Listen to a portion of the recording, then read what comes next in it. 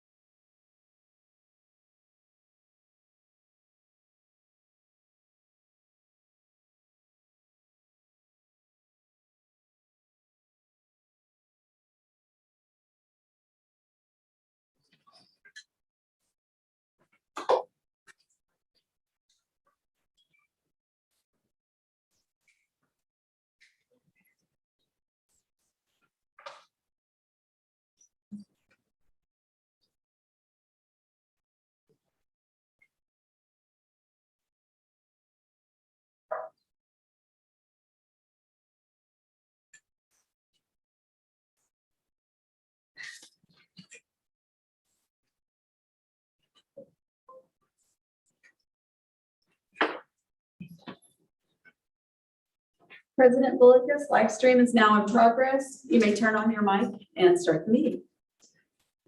Good evening and welcome to the November 3rd, 2021 Capistrano Unified School District Board Meeting, regular board meeting.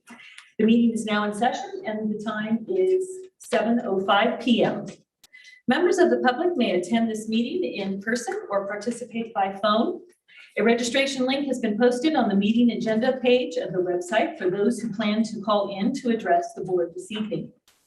The CapoUSD civility policy promotes mutual respect and orderly conduct among district employees, parents, and the public. Anyone who disrupts or threatens to disrupt tonight's meeting by using obscenities, shouting out, heckling, or speaking out loud will be directed to leave district property by a sheriff's deputy or security personnel. Warnings will be made by the presiding board officer, and if disruptive behavior continues after a first and second warning, the presiding officer will adjourn the meeting and security will clear the room. Oral communications, which comes early in the agenda, is an opportunity for the public to comment on issues that are not on tonight's agenda. By board policy, the total time allotted for oral communications is a total of 20 minutes, with a maximum of 3 minutes per speaker. But the per speaker time may be less if we have large groups of people wanting to speak. Under California law, board members cannot respond to non-agenda oral communications comments. Please note if we have any students that are registered to speak, we will take them first. And as a reminder, once an agenda item has begun, we will not be accepting any more blue cards. Please note that Rich Montgomery, Assistant Superintendent, Human Resource Services, is presenting on behalf of Tim Brooks, our Associate Superintendent, Human Resource Services. Mrs. Hayes, please take the roll. Student Advisor Padia. Here. Trustee Bronstein. Here. Trustee Bullicus.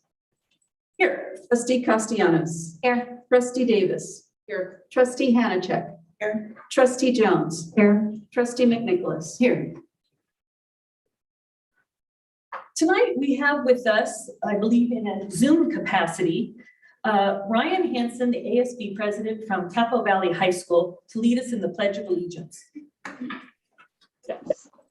Please stand. Put your right hand over your heart. Ready, begin. I pledge allegiance to the flag of the United States of America and to the republic for which it stands, one nation, under God, indivisible, with liberty and justice for all. Thank you, Ryan. May I have a motion to adopt the agenda? So moved. Second. Moved by Trustee Davis and seconded by Trustee McNicholas. Mrs. Hayes, please call the roll. Student Advisor Padia. Aye. Trustee Bronstein. Aye. Trustee Bullicus. Aye. Trustee Castellanos. Aye. Trustee Davis. Aye. Trustee Hanachek. Aye. Trustee Jones. Aye. Trustee McNicholas. Aye. Motion carries 7-0 by a roll call vote to adopt the agenda with a preferential vote of aye from Student Advisor. Mrs. Hayes, could you please report on the closed action, the closed session action?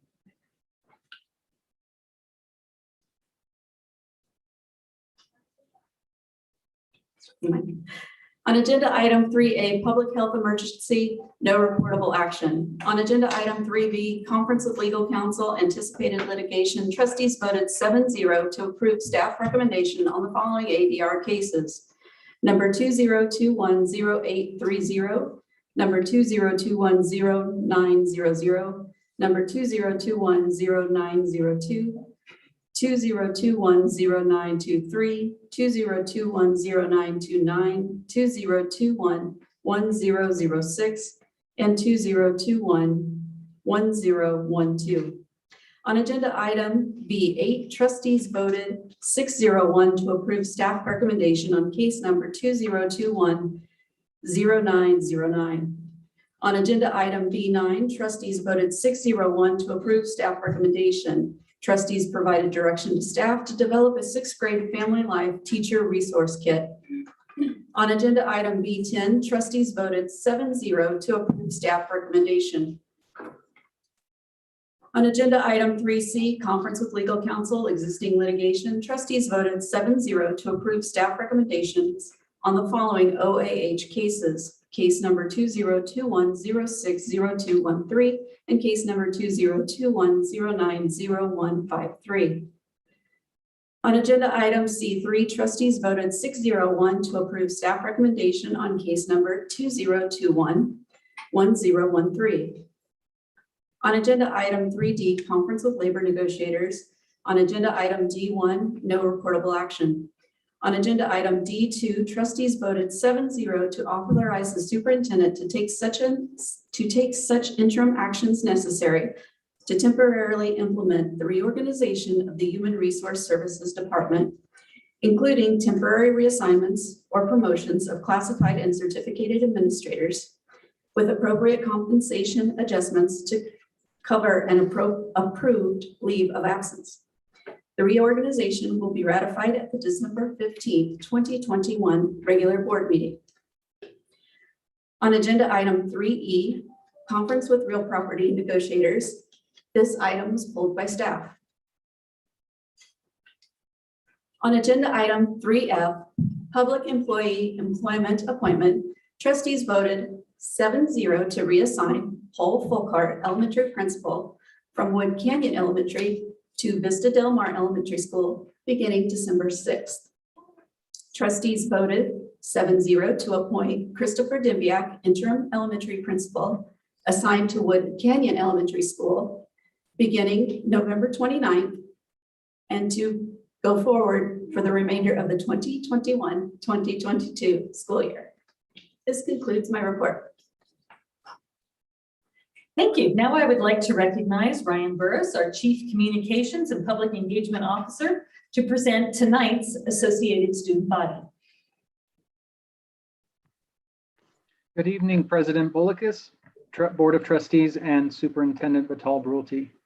Tonight, to offer the Associated Student Body report, I want to recognize John Masuston, our principal, Stephen Bryant, Activities Director, and Ryan Hansen, who will be giving tonight's report, the Associated Student Body President of Capo Valley High School.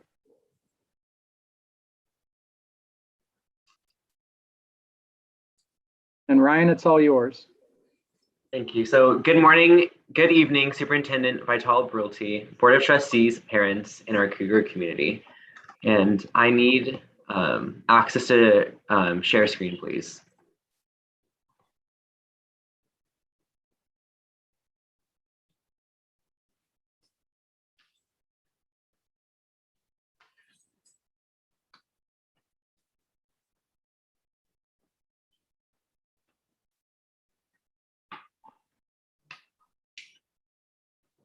Okay, so again, hello everyone. My name is Ryan Hansen. I'm the CapoUSD president.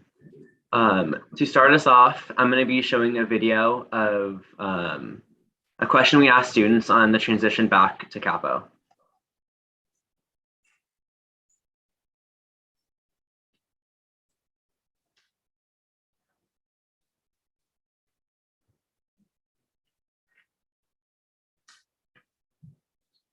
We don't have any sound. Can you not hear the sound? No, Ryan, we're having technical difficulty. We will start it over again. Okay. Just a moment.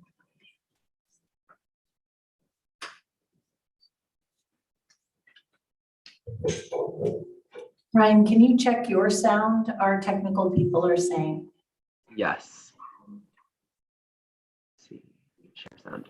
Yes, it was on my end. I apologize for that. So I'll start the video again. Coming back to Capo and just being in an environment at school has been a lot of fun, because last year all at home on a computer and it just wasn't the same experience. But now we're back. I get to actually meet my teachers and hang out with my friends again. So it's definitely something I'm grateful for, and I hope we don't have to go back online ever again. I went to a small middle school, and being able to be on campus my sophomore year is giving me a chance to actually meet people, and it's been really nice having a lot of friends and stuff. My experience coming back to Capo has been very hard transition, but I'm working on it, and I'm looking for a fun senior year. My experience coming back to Capo has been a little bit different, but it's been very good coming back and being able to learn in person. Travel to go from like nothing in middle school to having a really fun high school year. Coming back to in-person school has been really nice because I feel like my education is a lot better in person. Online school is kind of difficult for most people, I feel like, because it was hard to focus and we didn't get that like in-person connection with our teachers. So that aspect of in-person school, I'm really happy to be back. I'm really excited to be able to go to dances and football games and that kind of stuff because I am an ASB, so planning those events is really fun. And I'm just really happy to have the student body back together, and I'm hoping that we'll be able to make that next step further, and once COVID is away, everything can go back to normal. Coming back to school has been great. It's been fun to see everyone again, and I think my favorite part of it is like talking to people again and seeing how much everyone's changed since COVID, and like being able to do football games and like dances in person and all the stuff we missed out on.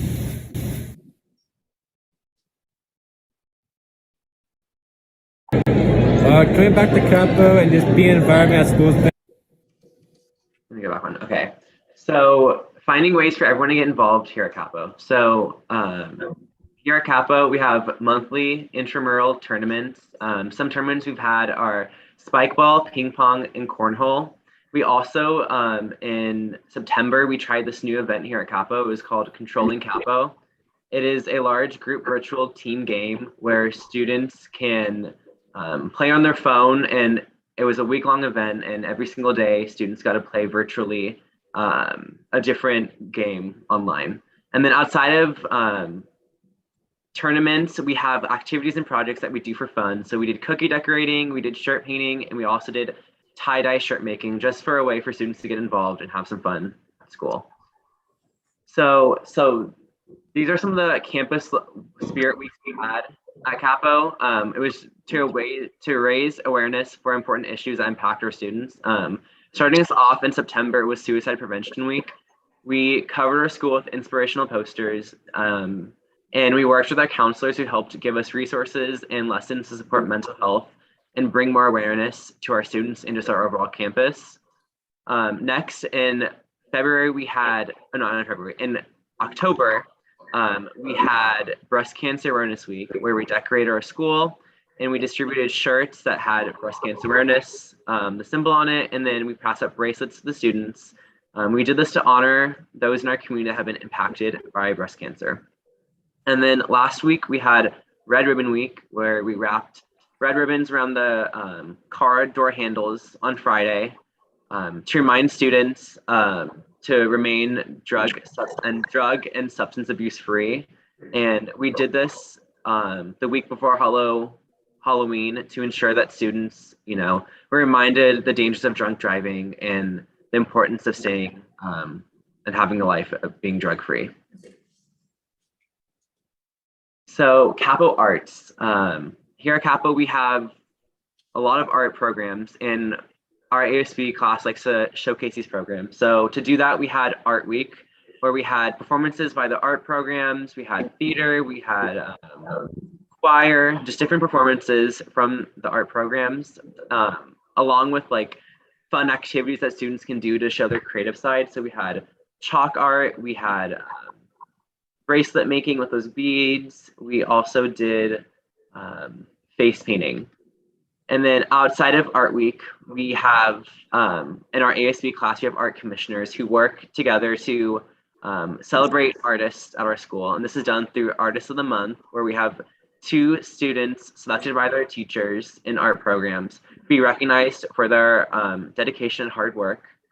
Outside of that, we have music recommendations for songs on our ASB Instagram. And we also highlight student artists and performances as seen through both Artist of the Month and then also just Art Week.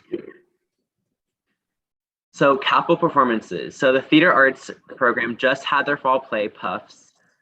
Before opening night, we had our ASB class write good luck letters to all the seniors in cast, crew, and tech, just to show our appreciation for them and to wish them good luck into a fall play that's been long awaited for them.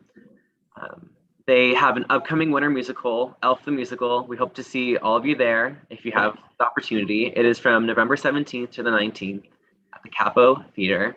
Outside of the theater program, we have marching band field shows. We had one in October 16th, And we have an upcoming one on November 13th. And then we also have an instrumental music concert on November 10th. So Capo Athletics. So our boys water polo, boys cross country, our football team, our girls golf, and girls tennis all qualified for CAF playoffs. On our football team, our quarterback Trey Kukuk set a new single game OC record of 615 passing yards and 6 touchdowns. And then our boys cross country placed 4 runners in top 6 to win the 2nd consecutive league championship. So supporting in teams. So this is basically just our student section called The Cage. Some football themes we had were Gold Rush, Blackout, and then a Western out. And then we had targeted themes like a camo out where we honored our military and first responders. At this football game, we had the military come out, and it was just to honor them. And then for a pink out, we coincided this with Breast Cancer Awareness Week. And this kind of spills over into volleyball, where we also had an orange and yellow out, where we coincided this with Suicide Prevention Week. Additionally, we had a homecoming out. And then for this, it was during homecoming week, and we had formal clothes wear. Outside of like the targeted dress up days, we also had a fun dress up day where you dress up as your mom and dad, which was a lot of fun. A lot of the students enjoyed that. And then for girls volleyball, we won OC Student Section of the Week. We won this on the OC Student Section's Instagram. So these are some images of our student section. On the left, we have our student section at a football game during a blackout. And then on the right is our student section at a football game during a gold rush. Okay, so homecoming. So this year, our homecoming theme was Lost in Wonderland. It was a take on an Alice in Wonderland theme. We had over 1,400 students in attendance at the dance. And during homecoming, we have a week-long event, each day being a spirit day and a lunchtime activity for students to get involved and kind of get them excited for homecoming. For a lot of students, this is their first dance back, and we wanted to start off the year strong and just kind of re-engage the students and kind of build that tradition and community we have of just fun dances here at Capo. On Friday, we had a halftime show put on by students. This is another way for students to get involved and get excited. It was basically student ran, and this was during the halftime of the football game. And then on that Saturday, we had our homecoming dance, and on the right, you can see we had a Ferris wheel and we had a swing along with just like music and dancing. We also had an area for students to relax and not be dancing. We had games and we had water and food there too. Okay, STEAM Showcase and the Dia de los Muertos celebration. So a STEAM Showcase is a community event we have at Capo. Dia de los Muertos, we had a display there from the two-way immersion in world languages program at Capo. We also had science demos by OC Science, trunk or treat from clubs, where clubs could engage with children within our community and pass out candy to them. We also had robotics demos, a costume contest, student music and dance performances, arts and crafts, and then also an engineering demo. So second semester events. So second semester, we have winter formal, prom, air guitar, and quadcella. Air guitar is a tradition we have here at Capo. It's basically student performances in a competition setting. All the students get into a group and they compete against each other. We have, at the end of air guitar, we have two winners. We have the crowd favorite, and then we have a judge of panelists who are judging them based on creativity and just like overall like uniqueness and the ability to be funny and, you know, try to like be entertaining. We have the judges then pick a winner based on those qualities. And then quadcella is a newer tradition we have at Capo. It involves a whole community with local bands, food trucks, and more, and is hosted by our arts commissioners. And that is it. Thank you all for your time, and I appreciate it. Thank you, Andy. We appreciate it.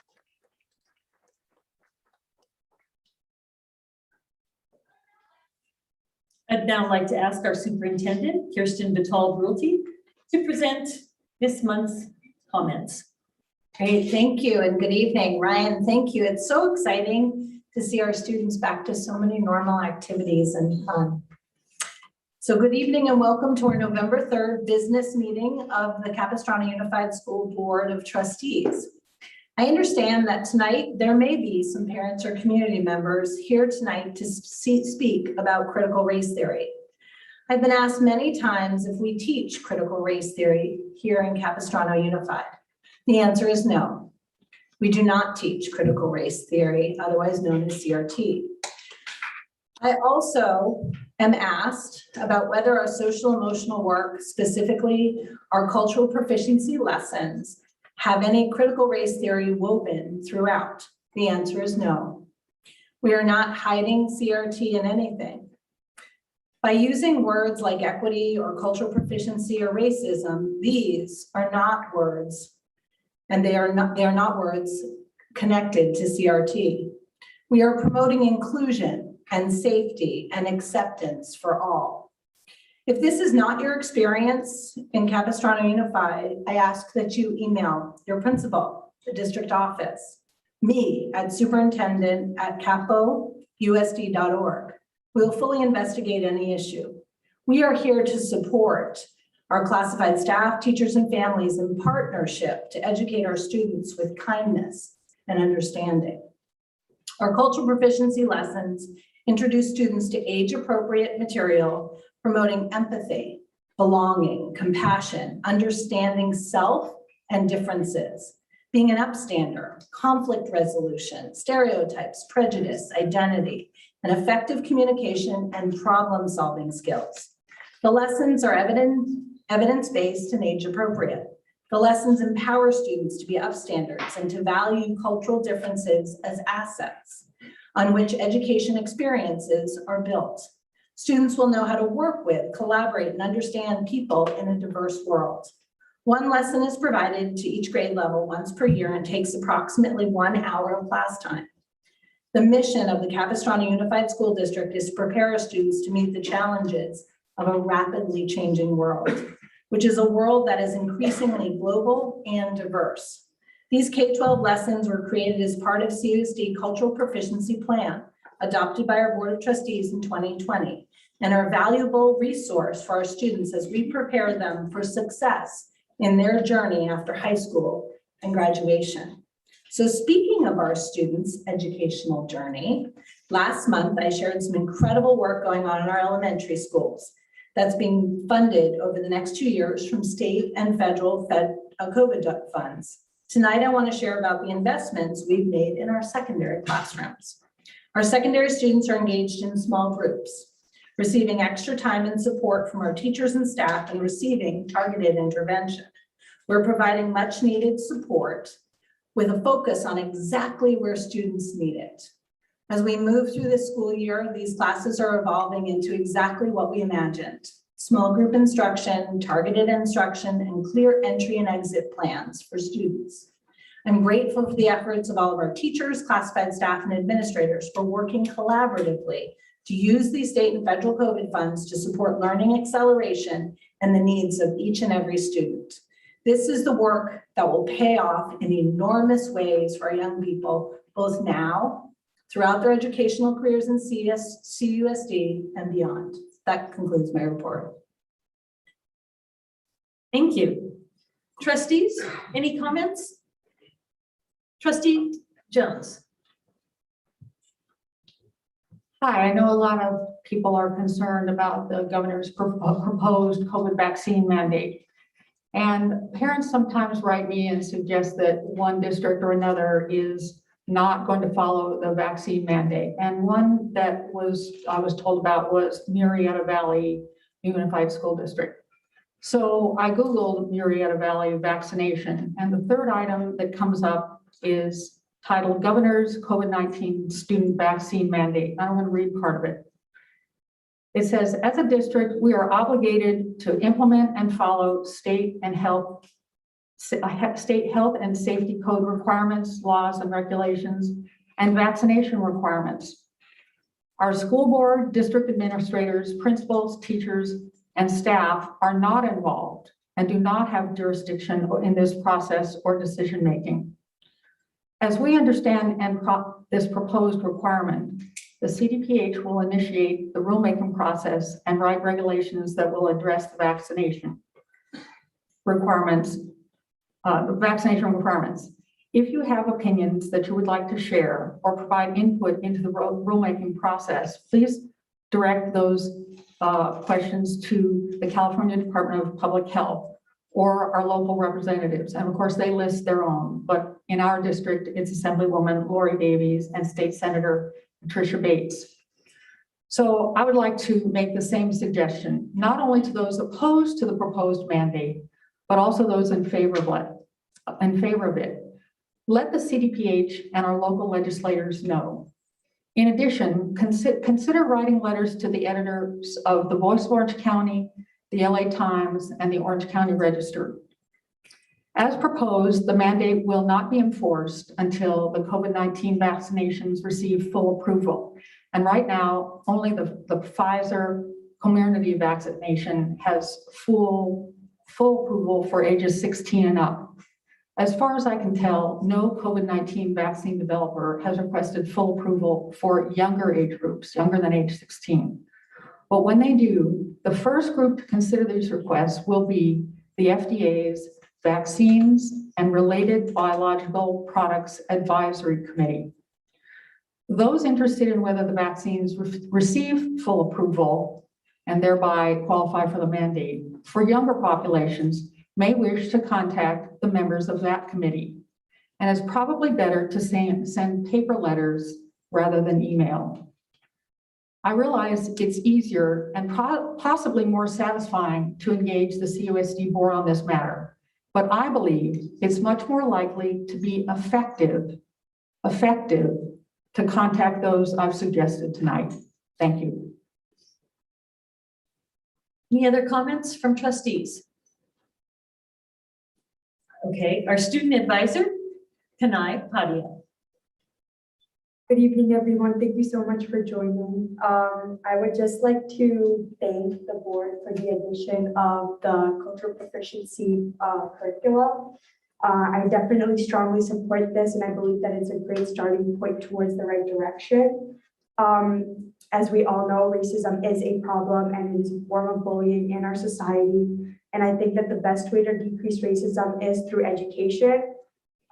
School's job is to educate, and I think that this curriculum will definitely help shape broad-minded people. Along with that, I would also like to introduce a tutoring platform that our district is providing. It's called Paper. Paper is a 24/7 tutoring platform that's available to all students free of charge. Students can access Paper via Clever using their school account.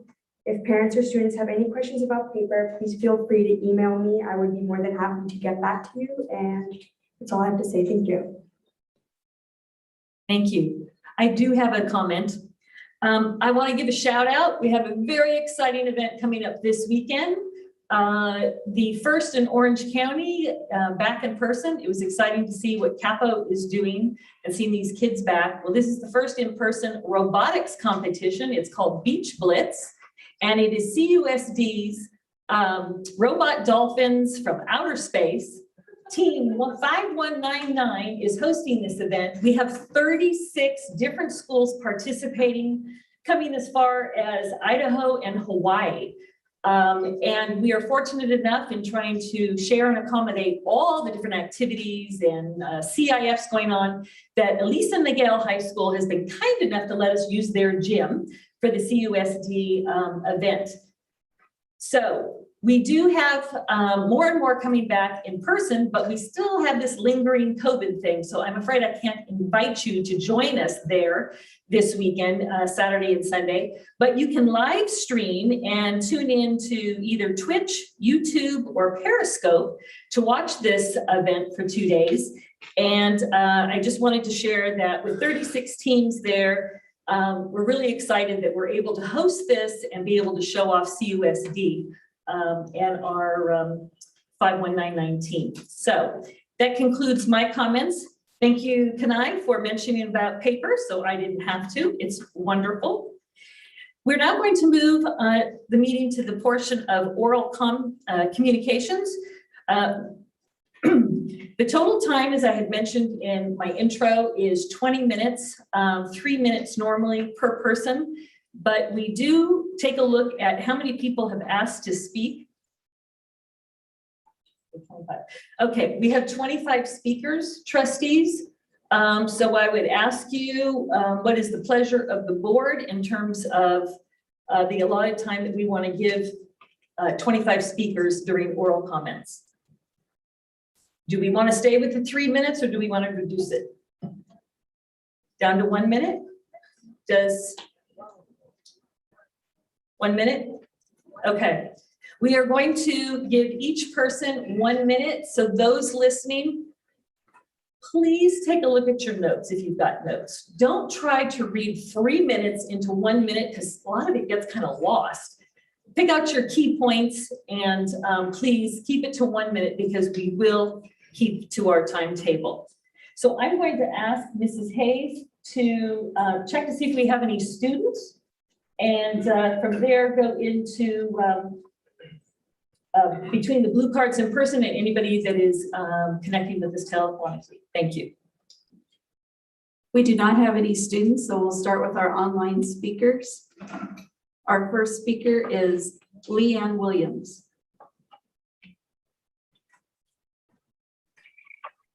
Hello, thank you so much. Thank you, board members, administration, for hearing my comments. I just wanted to take a moment to thank you and to express my gratitude for your guidance through an unprecedented time in history.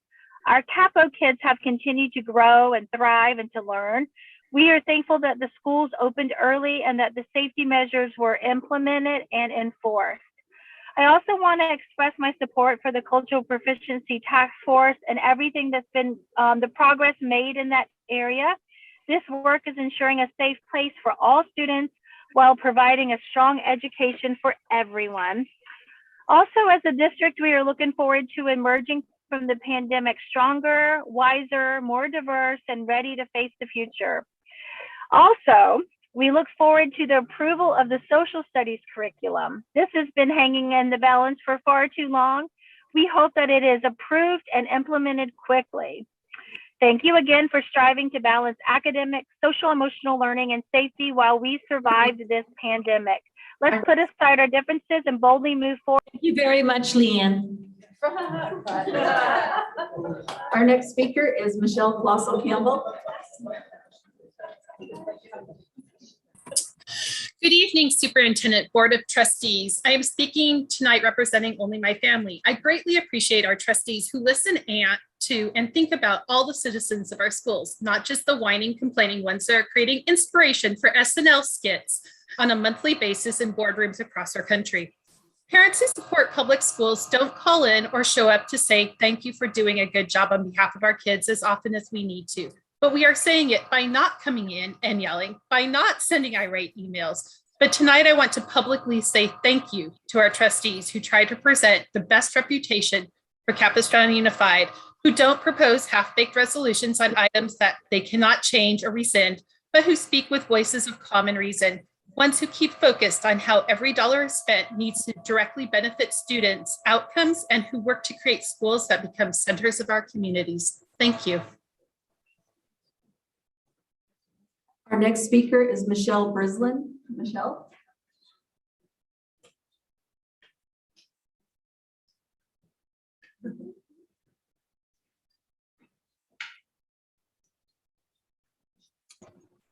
Michelle. Hi, hello, can you hear me?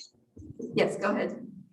Hi, my name is Michelle Brislin, and I've been a CapoUSD teacher for the last 15 years. And I wanted to just, first of all, say thank you to all those that helped support. When I spoke back in May, I got a lot of Facebook messages and emails and verbal support for my speaking at that May board meeting. We didn't speak till about 1 in the morning, so I really appreciate it. And I also want to thank the board. Seems to be the theme tonight. Thank you so much for sticking around and letting us speak well after the normal meeting hours. That meeting exposed me to other perspectives that I had not thought of and caused me to pause and think, even research what others were saying. I'm in support of the agenda item 31, cultural proficiency, for exactly that reason. It is important that we listen objectively and respectfully to people of all backgrounds. How does one learn this? For your We time. learn this. We have to move on to the next speaker. Thank you for your time. We have to move on to our next speaker, Jessica Guy.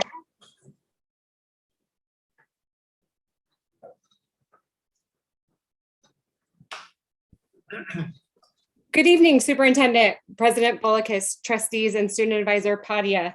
I believe in public education, all the basic principles of it. And through the effects of the pandemic, how much it impacts my family and my children's lives, how my school district pivoted and provided alternative learning environments, and my children's teacher adapting to a whole new idea of what public education looks like during a pandemic. So although this public education is far from perfect, sorry, I shortened my thing and that doesn't make any sense anymore. Anyway, I believe in public education. I believe in our district staff and I believe in our trustees. I don't agree with them all the time, but I believe that they are a part of the public education that is necessary. I highly doubt they got into this elected position for the money or the super awesome clients that sing their praises all the time. They do it because they believe in public education too. So thank you for conducting the business of this board and believing in public education. Next, we'll move to our in-house speakers. I'm going to call 10 names. Please line up in the center aisle. We'll be using 2 microphones tonight. Please stand a few about 6 inches away from the mic so we don't get feedback. And that will hopefully speed up the process as we move forward this evening. The first 10 speakers on Sandra Miller, please come forward. And on deck, we have Jeannie Wicker, Anna Stevens, Vicki Orloff, Jenny Loya, Casey Krantz, Shannon, Dottie, and Margie. Sandra, go ahead. I'm actually Jenny if it matters, but because she's trying to cut it down. So, okay. One, I wanted just to thank you guys, the board, for voting yes to move forward on the resolution 2 weeks ago to urge Newsom to reconsider and do away with the mandates. I appreciate that 4 out of the 6 voting board chose to stand up for our kids and fight for us. And I understand that, you know, to reach out to other people, and what you guys did does make a difference to us parents. You guys were, thank you. Thank you. I would also like to point out that there would be huge financial impact if these mandates go into effect. When you're giving the parents the only option is to pull their kids out of the public school system, it's going to have a huge impact, a lot more than receiving COVID funds from the state and federal government. I'd also like to ask this board to reconsider placing any vaccine center, distribution kiosks, or anything of the like with distributing vaccines on our campuses. I just want to reiterate that the campuses are a place for learning and not. Thank you. Sam, remind everyone to do this so we can move forward quicker. And please state your name. Are you Sandra? Yes. Okay, thank you, Sandra. Go ahead. Good evening. My name is Sandra Miller and I am a concerned parent. I was at the last board meeting and urged you to firmly declare that the school district would not enforce vaccine mandates. What an eye-opening experience that was. I could not help but notice those of you that seemed angry that we would even object to having our right to make medical decisions for our children taken from us. I didn't see a crowd of parents opposing our call for freedom of medical choice, did you? You are our voice. Your personal feelings aside, you were elected to represent us, the parents and children of this district. This made me wonder why the district wasn't taking a harder stance on this. Didn't take me long to zero in on item number 19 on the agenda from the October 20th board meeting. It describes the Save Return Plan, and it had 2 conditions to receive $35 million from ESSER funding, which amounts to $815 per child. The first condition was that you would have to adhere to California Department of Health safety recommendations, which include vaccination. The second was to accept this money. The second condition was to ensure the continuity of service, including but not limited to students' academic needs. Thank you. Our next speaker.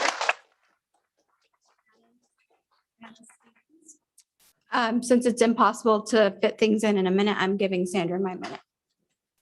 I'm sorry, transfer time. All right, well then I'll just keep reading hers. Okay. No problem. And before you start, ladies and gentlemen, if you want to show your favoritism to what's been said, if we could hold back on the applause. And as some started, if you wiggle your fingers and hands, we will know how you feel. Also, President Bullockis, if folks are cut off and you don't get The second excuse me, your whole condition. time, please email us your entire speech. We appreciate that. Thank you. Yes. Thank you. Right now, the two conditions are in direct conflict with each other. There is no way for you to ensure continuity of services if children cannot attend school if they are not vaccinated. You cannot ensure their social needs are being met because you will lose them to alternative education options. They will be separated from their friends because some parents will make the decision to pull their children out of school, causing them emotional harm. Unfortunately, there will be some that will have no choice but to comply. How will you ensure their well-being if the long-term effects of this shot are not known? They are already talking about a fourth booster. What will be your response if that child has lifelong vaccine injury? Will the $815 be worth it? I wonder if you considered that the loss of revenue per child will be significantly more than $815 when parents are forced to unenroll their kids from this school district because you did not make it perfectly clear to the governor that you will not be party to stripping parents of their right to make medical decisions for their children. So now my request is urgent. Since the FDA failed to protect our children and Thank you, Anna. Our next speaker is Vicki Orloff. I'm here tonight because I really do believe each and every one of you cares about our kids and you're not doing it for the paycheck. And I believe that the majority of you think that we should have our choice as parents of whether or not to vaccinate our children. But I've heard several of you say that you just don't feel like you have a voice and you don't have the power. And Trustee Jones, I'm doing everything I can from my spot, but we're a big district and you are our voice. And I was doing some research about the role of Board of Trustees, and it's literally to be an advocate for our community and for our kids and for our schools. And so that's what I'm asking you to do tonight. And I'm asking you to use the growth mindset that we are teaching our children and that you probably all voted on to try, fail, and learn. So I want you to go out there and try. And if it doesn't work, I want you to try harder. So our next speaker, Jennifer Loya. Good evening. And yes, Ms. Jones is correct. There is no FDA-approved vaccine. Comirnaty only had its biological licensing agreement approved. Yesterday, it was an EUA for 5 to 11 years old, which they based on the fact that they did not have enough evidence to know if it was safe and said, we'll never know until we start giving it to the children. They also have changed the formulation so that the buffer is different and is the one that it is in Moderna, which can cause more heart issues. And is actually reason why Moderna has been paused in many other countries. It is not the formulation that they did the trials on, that they are now proposing to give to the 5 to 11-year-olds. And I thought this is information that you should know because they are lying to us all and using our children as guinea pigs, and it is not right. I have an autistic child who is vaccine injured. Our next speaker is Casey Trance. You guys can use both the microphones if you want to go back and forth. Good evening. My name is Casey Crowns, and I'm a proud mama of a 9 and 4-year-old, and we live in San Clemente. My husband and I are strongly against vaccine mandates, especially for our children. The infection rate for kids under 18 in the US is 0.0007%. Putting poison into their healthy bodies is not the answer. There is no long-term or medium-term safety data available on these vaccines. The short-term data is concerning, to say the least. According to the CDC's VAERS database, more than 17,000 people have died from taking these vaccines. Where there is a risk, there must be a choice. For our family, the risk does not outweigh the benefit. The COVID injections do not stop a person from contracting or spreading the virus. At best, they offer superficial symptom management for some. Data from around the world shows these injections are failing miserably. Repeated boosters are not practical or sustainable and will lead to more adverse reactions and deaths. Please do the right thing. Fight for our children. Next is Shannon. Sorry. I'm going to this one. Hi, my name is Shannon Savasta, and I have been a resident of San Clemente for 21 years. I have a 13-year-old daughter attending middle school, and she's an advanced student. This is my first time ever being at a board meeting. I voted for a lot of you, and I have trusted you in guiding our children in their education. And I believe that we should have a freedom of choice for our children because this is about education, not medication. So I mean, the children were playing. If you think children were not playing the entire pandemic, they were. And I saw them in my blocks. So they have been together. The children are not the problem. And we should just have freedom of choice for our bodies, for our children. They're our children. We should have the choice for them. That's all I have to say. Thank you.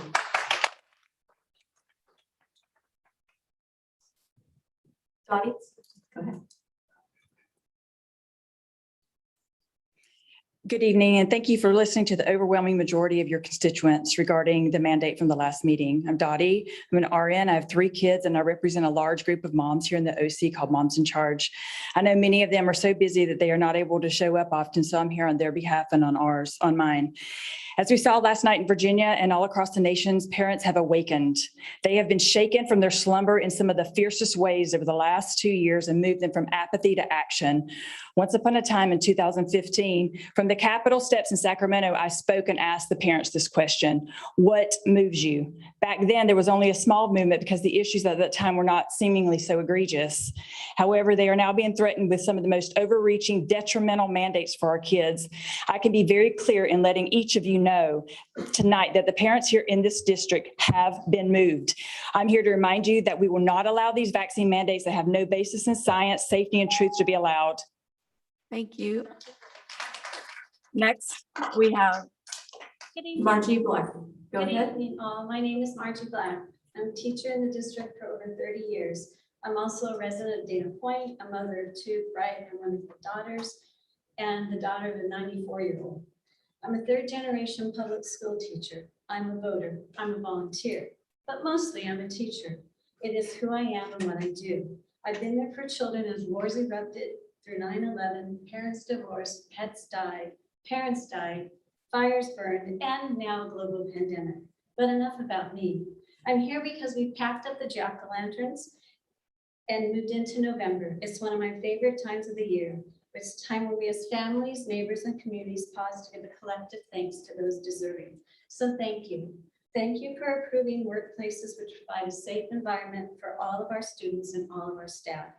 The policies you have supported have allowed me and so many others to remain safe and healthy and do what we do best. So thank you. Your actions have allowed me to feel safe. Thank you. I'm going to call the next 10 speakers. Teresa Risch, Wendy McElfish, Anna Baldridge, Jim, Burton, Chad, Laura, Connect, Shannon, Terry,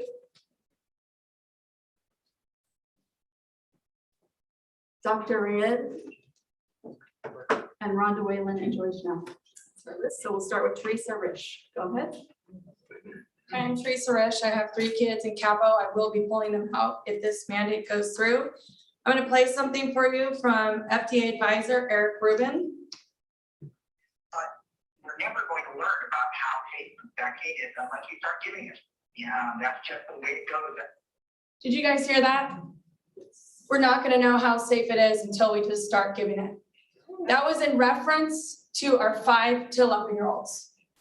I don't know about you, but if you, in good conscience, after hearing this clip, can allow our children to be test subjects, this is straight from the FDA. You will be held accountable if you choose to enforce this heinous mandate. You'll be liable for many penal codes, including child endangerment and child abuse. The definition of a mandate is the command, a message given to an elected official by the votes of the people. This is authoritarian, and we vote no. Our next speaker is Wendy McElfish. Hi, my name's Wendy McElfish. I have been a teacher in the district for over 21 years. I have 4 boys that attend the district, 2nd grade, 5th grade, 8th grade, and 11th grade. And I want to thank you for the decision you guys voted on last time to tell the governor not to mandate the vaccine. I want you to know that people have told me and my family, homeschool them, leave California, go be with people that think like you. I don't want to leave. My kids don't want to leave. This is my district. These are our schools. This is our community. These are our friends. And I just urge you to please still stand with us parents that need to make choices. I often tell my students and kids, don't rush into things. Rushing makes us make improper decisions, and we're asking not to rush into this decision, to give us time to find out what's really going on. Please let my boys still attend this school and the districts. Thank you. Next is Anna Baldridge. My name is Anna Baldridge. I had 3 kids in the district when I spoke to you 2 months ago and brought up the bullying of my son going on at Arroyo Vista. And Ms. Vital said that she'd reach out to me. That never happened. I'm repeatedly disappointed on how CapoUSD treats their special needs kids. 2 weeks before school started this year, I requested to have my son fully tested because of behaviors I noticed last year when he was home with me all year. And 2.5 months later, they finally finished. Unfortunately, I had to pull my 2 youngest out of AV because of the bullying by both staff and students. And every parent I've spoken to about this long and painful journey of recognizing that something's not right with how your child learns, and then having to fight like hell to get them tested and services say the same thing. Fight the school. They don't want to test because it's expensive. Don't sign anything because they want you to get less help than you can for your child. Why don't you want to help these kids?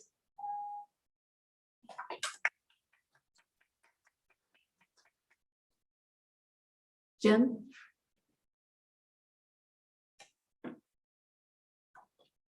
Burton Wagner.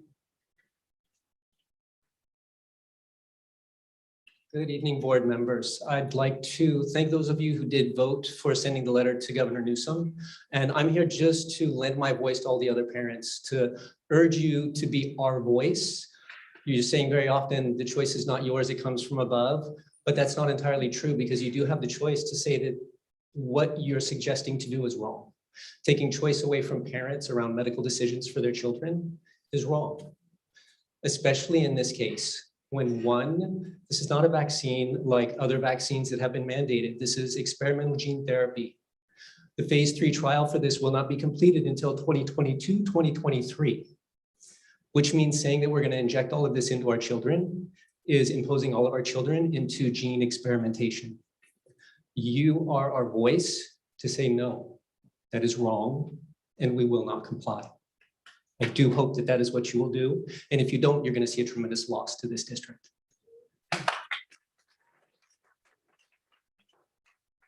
Chad Jones. Good evening. I'm Chad Jones, and I'm a father of 3 beautiful daughters that have been part of the school district. And for the most part, I do want to say we have enjoyed the school district. It's been a wonderful experience. Although there has been a turn of events that has occurred, and we've all been swept up into this mania that has overtaken our country and this world. And my message to you today is simple, is to remind the board of who you are and who we are. You are employee servants. You made an oath to serve the people. You serve us, we do not serve you. That is correct, is it not? And I'm here to remind you of that you are our voices. We rely on you. We ask you, we implore you. We can demand you as an employee servant to do certain things. Not mean, not hateful. We're just asking you, we're imploring to you because we are the people. We hold the power in this country. That's how it's supposed to be. But somehow that got all screwed up.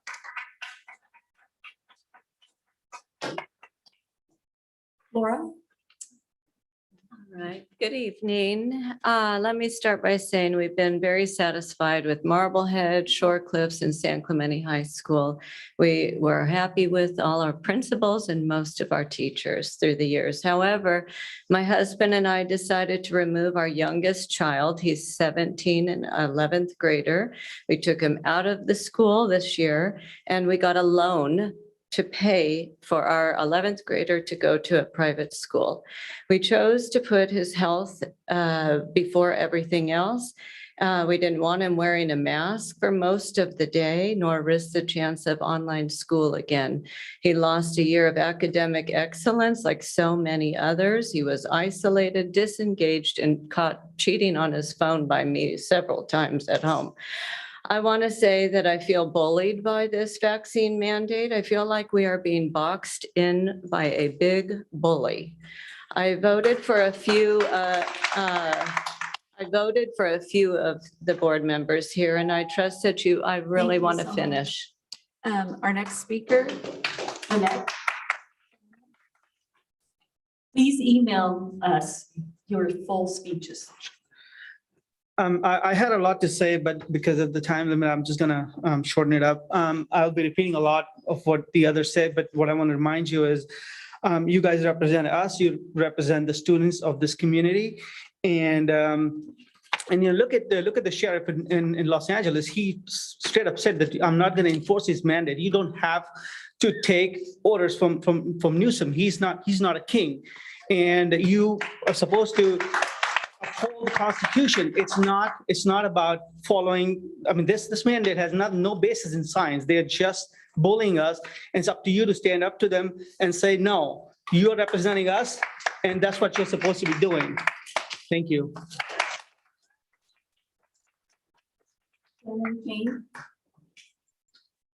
Hi, good evening, members of the board. My name is Shannon Kane. I'm a mother to two in CUSD, 8th grade and 4th grade. I too echo the sentiments that a lot of people have stated here this evening, and I appreciate your bravery for doing so. I also want to thank the board for having the CUSD COVID dashboard. It has been a real eye opener in terms of the abysmal numbers in terms of positivity case rates. In the last 14 days, I think we had a total of 67 staff and students out of all of CUSD tested positive over the last 14 days. That equates to about 0.15% of positivity. I'd ask each of you here tonight to dig deep, think about the number of hospitalizations, the number of deaths in all of CUSD and similar school districts across the state. Dig deep. You are a voice. You are public servants for us. Yes, I'm going to reach out to the California Department of Public Health because they're going to require this at the end of January, probably.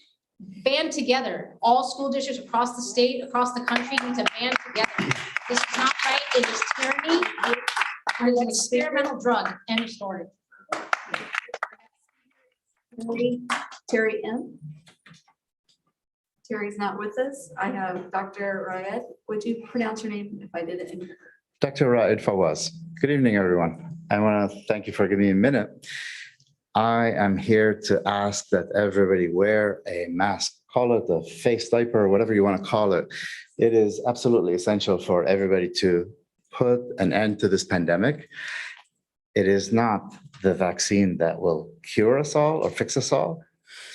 It is simple. It is absolutely simple. And if we had better government, better leaders, better examples, if everyone can wear one, we would have had this nipped in the butt from a year and a half ago, 2 years ago almost. We wouldn't have had this crap take over, not our country, not our schools, and certainly not needing a vaccine to fix us all, or to neuter us all, or to take over our lives, or to sanitize our schools. This isn't the way to go about life. I don't think any of us here tonight wants to leave the state or the county. None of us want to have to be cornered or pressured. None of us need to be subjected to this. It is common sense if we can be better examples. Thank you.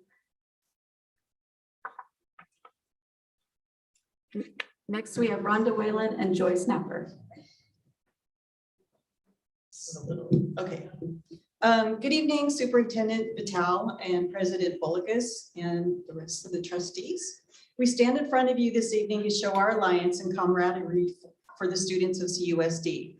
We believe that students come first and their education is of the utmost importance. It is the basis for how every decision is made. During these tumultuous times, we have committed ourselves to collaborating through the systems we have in place, including the district CAPE team and regular touchdown meetings with different district departments such as HRS, ESS, and special ed. We've always made ourselves available to have difficult and sometimes intense discussions with the intention of solving problems and providing outcomes that promote a positive school climate for our students. None of us signed up for this work with COVID in mind, but here we are faced with the ongoing issues and concerns that this pandemic has created. We have relied on each other to make it through this together while always keeping students at the forefront of our minds. You have our commitment to continue the work with CapoUSD and the Board of Trustees as long as we are always looking out for the students we serve. Oh, I get another minute? Well, You gave us I only have one more paragraph. I could have done. Martin Luther King Jr. said, we may have all come on different ships, but we are in the same boat now. As we are all in the same boat, we want you to know that we are committed to rowing together towards the same common goal, providing students the best education possible. Thank you.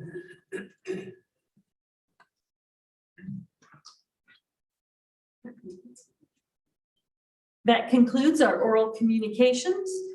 And now we're going to move to the consent calendar. Please note that per board policy 9323 and in accordance with the law, the public has the right to comment on any consent item. At the request of any member of the board, any item on the consent agenda may be removed and given additional consideration. My name is Gino Davis. I didn't hear Gino Davis. Instead of Jim, maybe. Yes. Gino, I have you signed up to speak on item 31. We're not at item 31 yet. Oh, sorry. I'm your club. Thank you. That's okay, Gino. We'll be with you shortly.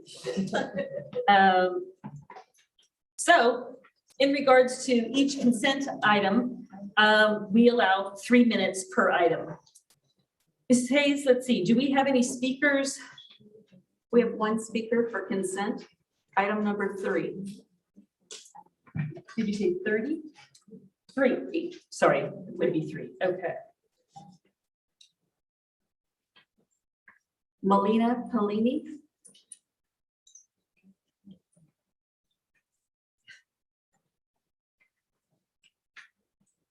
Oh, I thought I only had 1 minute, so I cut it down. I'm Melina Pellini. I'm the PTSA president for Dana Hills High School. And I'm here to support the approval of the architectural and construction contracts to build a new 2-story building at Dana Hills High School. Every day I'm astounded by the quality of the education our students get while funding is so little. While I understand somewhat, a little bit, why our schools are in such bad physical condition, I firmly believe our students deserve better. A clean and safe learning environment are crucial to a student's success and mental health. Dana Hills in particular deserves this new structure. Located in a residential community, Dana is the second oldest school in the district, and it has had little upgrades and physical improvements compared to many of our other schools. Dana Hills High School serves over 2,000 students, and all the students from the 2 feeder middle schools, 6 elementary schools will also benefit from this new building. The combination of the Prop 51 matching funding and the seismic money opportunity offer a unique opportunity specific to Dana Hills. So please consider approving these contracts so Dana Hills can serve as a visible model for rejuvenating all the Capo schools. Thank you. Yeah. Okay, trustees, do we have anyone wanting to pull a consent item? Trustee McNicholas. I would like to pull item number 3 and ask that it be considered before our consent, our discussion action item rather than after, please. You'd like to move it up? Okay. Normally we do our consent items after discussion. Yeah, yes. I would respectfully request we do it before. Before number 30, okay. That as well. Thank you. Okay, do we have any other consent items to be pulled? Okay, I think we're all in agreement that we will put number 3 before number 30. Do I have a motion to approve 1 through 29 minus number 3? So moved. Moved by trustee McNicholas. Second. Seconded by trustee Bronstein. Student Advisor Padia? Aye. Trustee Bronstein? Aye. Trustee Bullicus? Aye. Trustee Castellanos? Aye. Trustee Davis? Aye. Trustee Hanachek? Aye. Trustee Jones? Aye. Trustee McNicholas? Aye.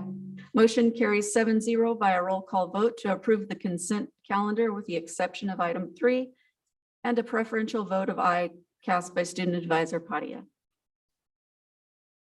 That takes us to discussion action items, and we will start with number 3. Yes, I have pulled this item and I want to thank Melina Polini for speaking on behalf of it and for Dr. Baker for being here in support. This is, I'm not pulling the entire item, but just the contracts for LPA Incorporated and for TeleQ. They are the contracts for architectural and construction management contracts for a planned new two-story classroom building at Dana Hills. While this is just the beginning of the process, it is a step in the right direction. This classroom building is intended to replace aging portables and will be funded by Prop 51 state matching funds generated from previous new construction. As Melina mentioned, it's been a long time since there's been anything new at Dana Hills, over 15 years, as a matter of fact. And that was science buildings that are actually considered modular buildings. That's when my daughter was there 15 years ago. Public presentations of this project and other plans for the future improvements at Dana Hills are planned for next year. Right, Clark? Yes. When the architect has designed the building and the plans go out for bid after they're approved by DSA, there will be a presentation to the board with the renderings to show what the building will look like when the bid goes before the board for approval. Okay, I guess my question to you then is also, are there plans for any interim discussion and community engagement in that process? Because after DSA approval, we're talking like a year from now. Well, prior to that, we'll be working with the school site directly on the building, the design, things like that. So Okay. we have an idea where the location would be, but that would all be dependent upon geotechnical evaluation, things like that. And then the building will work directly with the school site for the design of the building. I'm really glad to hear that because I'm absolutely supporting this item and I'm supporting improvements Dana Hills 200% if I can. I just was worried that this was buried in a list of contracts to be approved. And the reason I brought it forward is to make sure the public knows we are moving forward on at least this part of a redesign of Dana Hills. I know there's potentially more in the future, but we need to get this going. If there aren't any other comments from trustees, I will move approval. I just have a quick comment. I want to thank trustee McNicholas for championing us and moving it forward. These are the exciting things that we like to kind of touch on, not buried in the consent. Also, just having gone through our other 3 new buildings, I do respect that our staff and our team will come up with, as you did with all 3 other buildings, even when the weather was inclement, under budget and under time. So we will look forward to the same thing happening for the Dolphins. And then also the elements that they're actually simple when you look at so many of the other complex opportunities at our other schools that pass school bonds. But I also recognize that you guys will do a great job creating a building that the students at Dana deserve. So thank you again, Martha. And we'll look forward to having a ribbon cutting. So I have a motion on the floor from trustee McNicholas and seconded by trustee Hanachek. Roll call vote. All those in favor, say aye. Aye. Any opposed? 7-0. Motion carries 7-0. Thank you. And the preferential vote from our student advisor, Kanai Padia. Okay, we are now on to action item number 30. Resolution number 2122-21, establishing criteria for adjusting trustee area boundaries. And tonight to share information about this redistricting, we have Clark Hampton, our Deputy Superintendent, Business and Support Services, to present this item. Thank you, President Bolus, trustees. So every 10 years, the school district uses the census, the federal census, to determine trustee boundaries and adjust them so that the population of each trustee boundary is roughly the same. So tonight we have District Legal Counsel Ron Wankart to present an item, and also the district's demographer, Ron Van Orden, is here, and they'll provide a brief presentation to let trustees know where the 2020 census has come in and where adjustments are needed and what our next steps are, and then to approve the resolution once it's finalized with any changes that we may have for tonight. Thank you.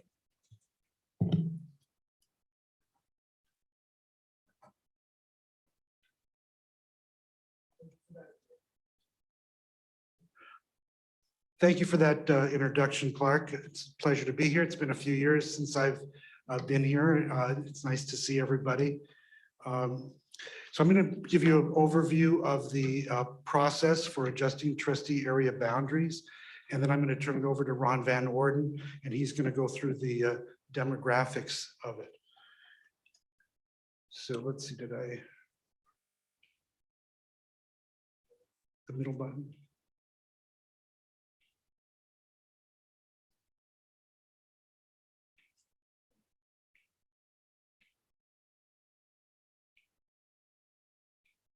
Oh, there it goes. Is that, oh, no, I think it went too far. Let's see. Nope, okay, there we go. Okay, so tonight we're going to be talking about the resolution to establish criteria for adjusting trustee area boundaries and provide direction on a number of options. So that's the timeline. Then at the next board meeting, December 15th, there'll be a hearing on the maps themselves. And then direction to the demographer for possible revisions. January 19th, we'll have revised plans and receive direction on any revisions to be prepared for final adoption. And then final adoption would be February 16th, 2022.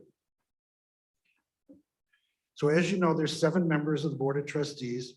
Each board member has to reside in their trustee area, and only the voters who reside in that trustee area vote for that board member representing that trustee area. That's the by trustee area election system, as opposed to an at-large system that may have been had in the past.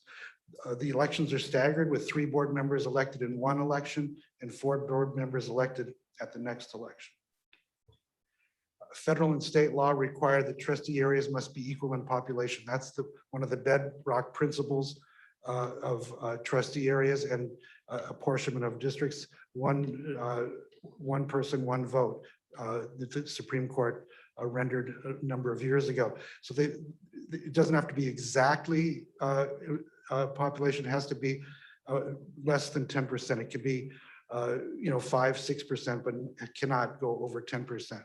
So due to growth in population over a 10-year period, now that we've looked at the 2020 census results, we've got a situation now in the district where the population varies more than 10% from the most populous trustee area to the least populous trustee area. So Education Code Section 5019.5 requires school districts to adjust the boundaries every 10 years. And based on the census data that was released in September 2021, we've determined that adjustments need to be made. So the statutory deadline for completing the process is March 1st, 2022. So that timeline we laid out in the first slide is designed to meet that deadline. And if the school district for some reason does not meet the deadline, then the Orange County Committee on School District Organization makes the final adjustments. To make these adjustments, it requires the services of a demographers. We've got Mr. Ron Van Orden, who's been retained by the district. And then the demographer reviews the census data and determines where those shifts in population have taken place and designs the maps to meet the criteria that are required by law. So as I mentioned, if the trustee areas are all within 10% range, they don't have to be adjusted. But in Capistrano Unified School District, there's been a lot of population growth. And so they're not within the 10% range, so they need to be adjusted. Okay, so I think the criteria for adjusting those boundaries are laid out in the law, and we put them in the resolution. You passed a similar resolution a few years back when you changed the election system. So each trustee area has to be nearly equal number of inhabitants, has to be drawn in a manner that complies with the Federal Voting Rights Act, so it can't be gerrymandered. It should consist of contiguous territory in as compact as form as possible. Shouldn't be any dilution of the minority vote. You have to respect communities of interest as much as possible, follow municipal boundaries if possible, and take into consideration the location of the schools.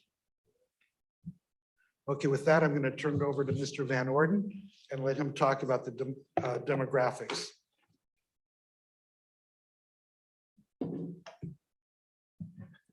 Board of Trustees, good evening.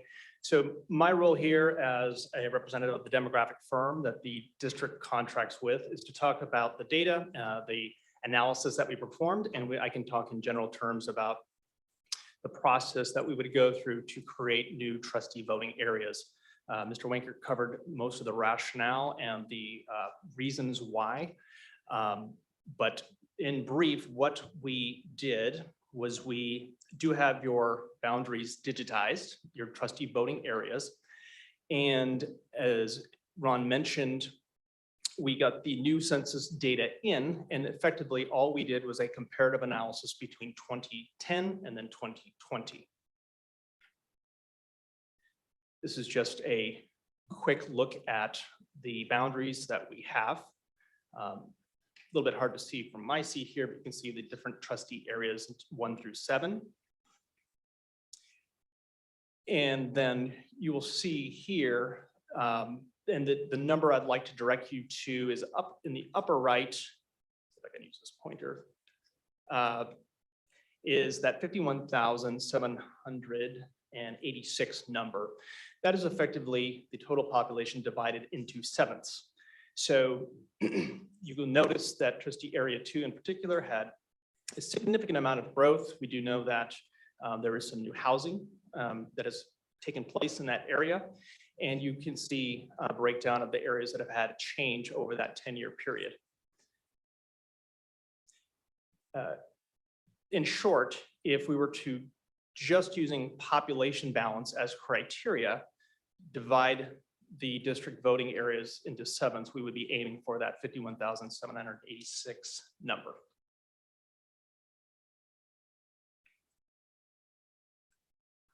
This is just another look. Something I'd point out is trustee area 2, again, an area that did experience a lot of housing growth, is 122% above the ideal of that 51,000 number. And so in conjunction with legal counsel and based on the criteria you lay out, we will effectively have to reduce some voting areas and increase the population of others in order to bring those into population balance.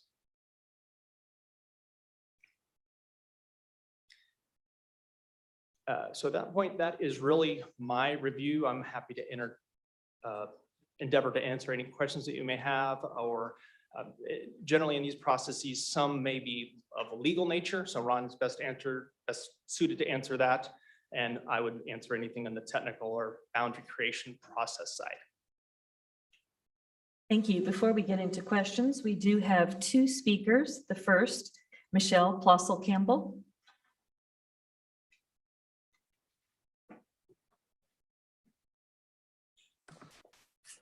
Good evening, Superintendent, Board of Trustees. I'm excited to see the redistricting process started tonight, especially with the maintenance of 7 trustee areas to ensure that all communities feel supported and heard. Our district covers almost 200 square miles, and it takes many individuals working collaboratively to create an excellent school district.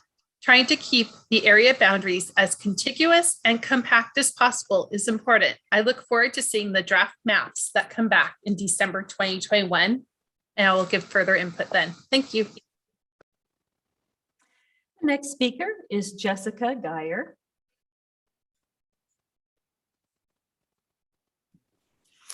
Good evening, Superintendent, President Bolakis, trustees, and Student Advisor Padia.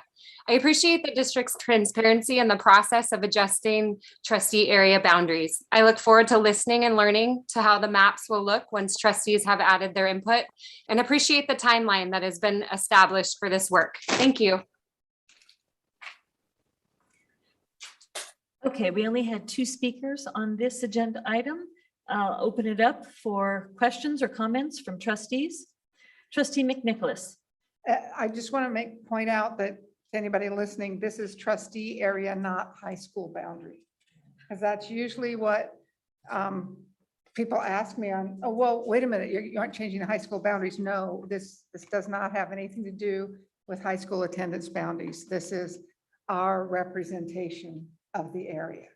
And while we have 7 trustees and only 6 comprehensive high schools, you know, we'd like to say, oh, our area is right around our home high school. Well, the numbers just don't work out that way. We have other high schools that are not comprehensive high schools. So, but just that's more of a comment to the public who might be listening and worried that the high school boundaries would change. This does not affect high school boundaries. This is our election boundaries. Thank you. Okay, thank you. That's a nice introduction to my comment. I'm going to step up next. I would like to consider an addition to the criteria, the 7 points that are on the resolution. And Trustee McNicholas just spoke to it being not being that the students would be changed at all in terms of the high schools. But my addition would read, trustee area borders should take into consideration the school feeder patterns into high schools. In that, many of us trustees over the years who have been in this role were once very involved in our schools. We're known in our schools, and in terms of the families who know us from elementary school into middle school into high school, when it comes to we presiding over our area, although each one of us oversees all the schools, we just have the areas in which we live in. I think it is best for the candidate of any position, for them to be a part of the community that knows them. And Trustee McNicholas had mentioned in regards to we have 6. And why we mentioned that we have 6 schools is that one of the joys of our position is we get to attend and reside over high school graduations. And most of us, many of us do attend our continuation schools graduations. So we all kind of share in that. At this present time, I am trustee over Area 7, which covers Mission Viejo, Rancho Santa Margarita, and Coto de Caza. My children went to Bathgate Elementary School, went to Newhart, and then went to Capo Valley High School. But I don't oversee Capo Valley High School as a trustee. I oversee Tesoro, and the middle schools that flow into Tesoro are not a part of my boundary. So I'm in hopes that we can kind of look at school feeders in terms of the high school, and so that there's longevity, because that's how a lot of families get to know their trustees representing the area. And so I'd like that consideration. And that's my only comment. I'm excited about this project. Thank you. So President Bolakis, so just to confirm the exact wording you would like to add, trustee area borders shall take into consideration the school feeder pattern into high schools? Yes, and I basically copied that off of number 7. Right. Okay, But so- just adding in the school feeder pattern with consideration flow into the high schools. Okay, so prior to board consideration, can I ask legal counsel to provide an opinion on that for it being added? Yeah, and again, it's just consideration. I don't know if Right. it can be accomplished.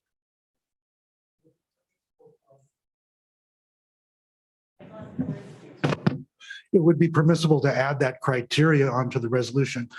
We would have to factor it in with all the other considerations, population, contiguous and compact and so on, but we could certainly consider it.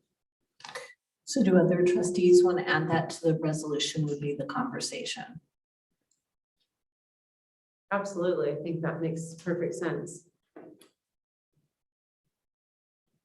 Again, I'm just asking for consideration. Thank you. Go ahead, trustee McNicholas. On the other hand, okay, and it affects my area too.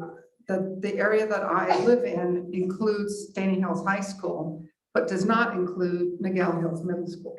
That's in Trustee Jones' area. However, all of the people that live in my area, their kids go to Miguel Hills. Well, the building is not there. I still represent those families whose kids go there. So I'm not, I mean, it'd be nice if everybody, we had perfect feeder patterns and we all, lived together and all went together, but that can't always happen. So I'm okay with, unlike your situation, where you live and the people in your area don't go to, you still need to represent them, even though they go to Capo, and Capo's building isn't physically in your area. Tesoro is, and do you have anybody in your area that goes to Tesoro High, where you live, that goes to Tesoro High School? Knowingly, 2 families that I personally know. Well, I guess that's, my point is, yeah, it'd be nice, it's a consideration, but I don't think I'm looking more at the area that I represent those people wherever their kids go to school. Well, just for clarification, not to get too personal on this, I have adopted Capo Valley High School because I know it so well. My kids went there, so I was there at that school for 6 years.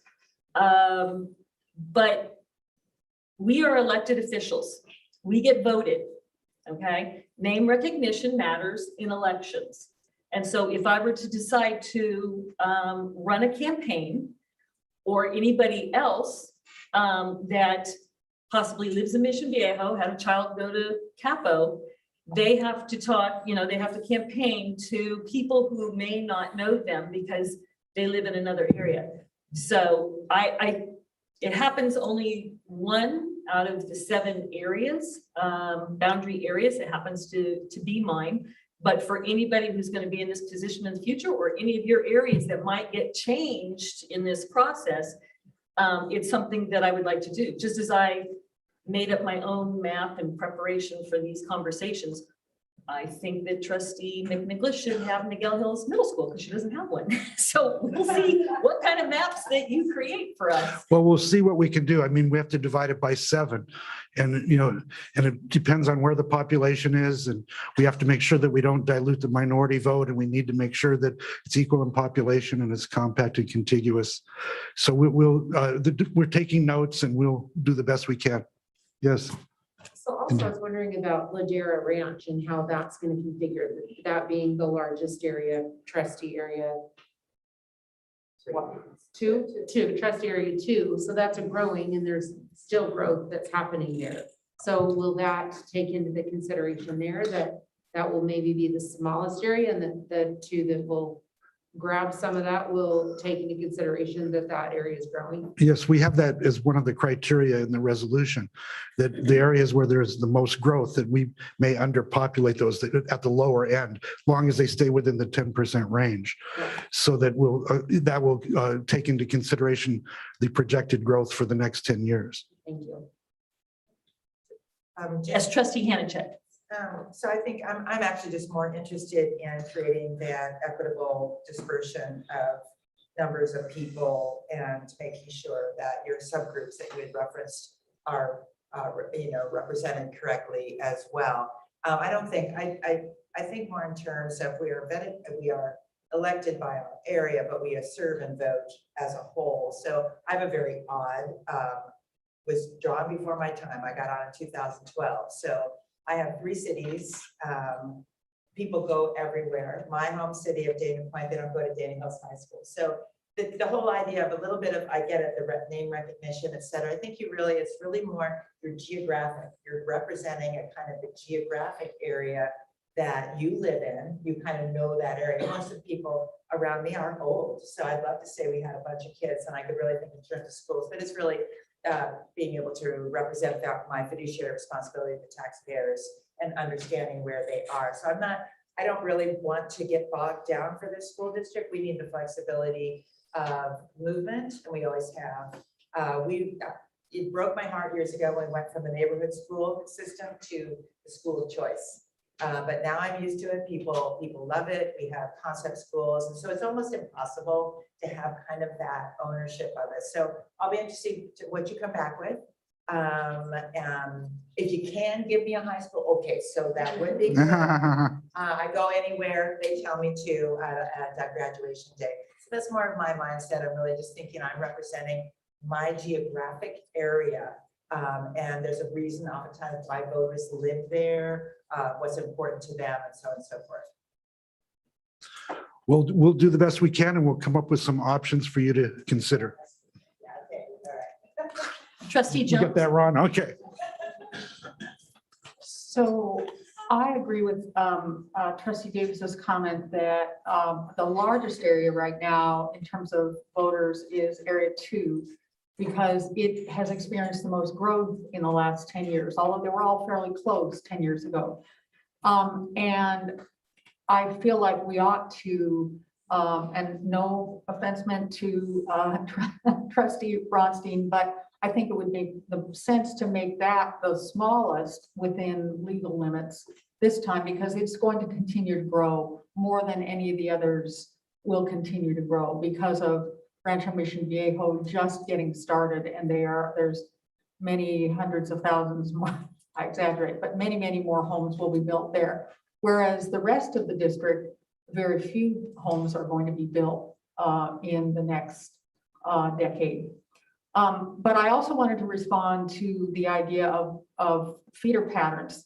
My current trustee area, there are students who attend, if they're homeschooled, if they go to the school that's assigned for their boundaries, to Elisa Miguel, to Dana Hills, to Capo Valley, and to San Juan Hills.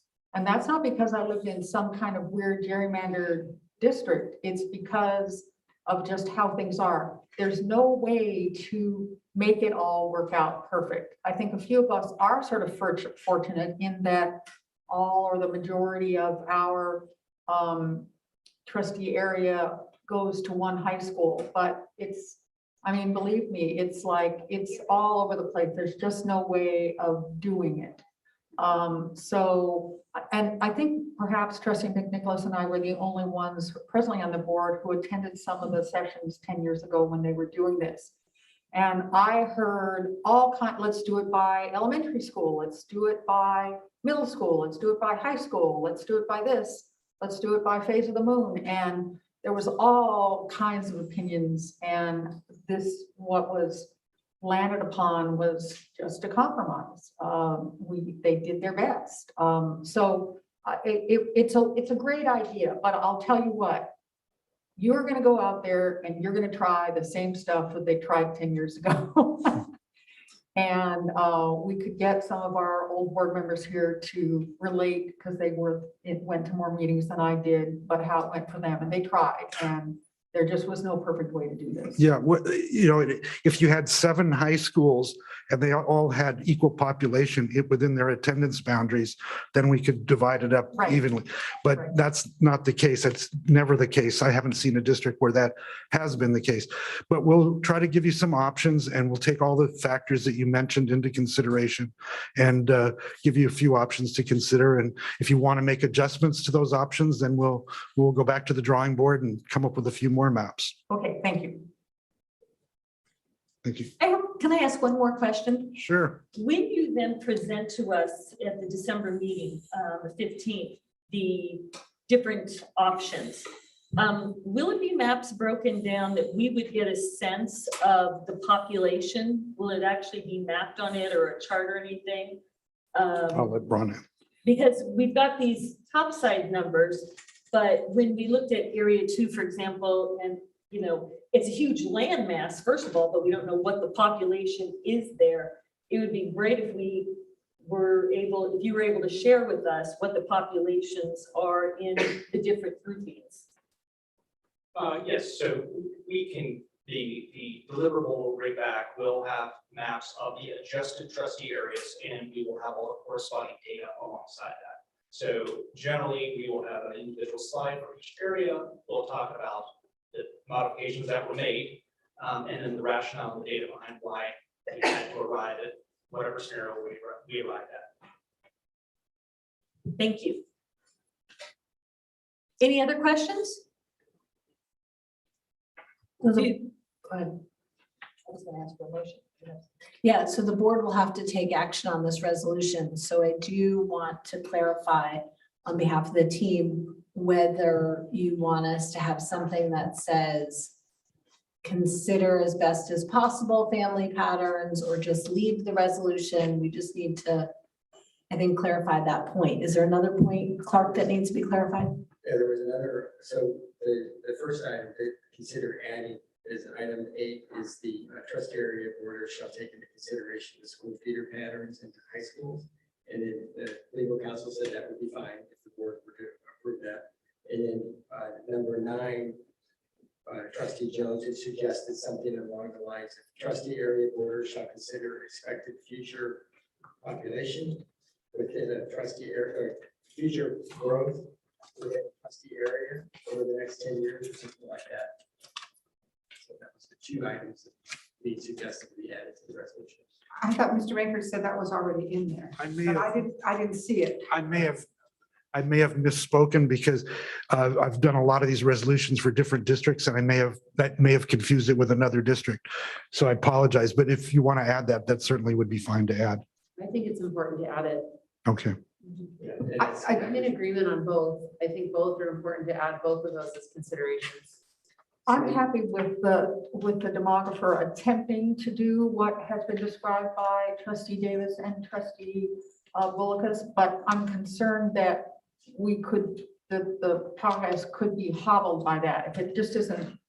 So what I envision is, I'm not to know if I'm correct in this, is that if you can't get it exactly to be the same with numbers, and then one of the maps might have trust area 2 that has, it's still within the accepted criteria, but on the lower side to consider what the expected growth is in the future.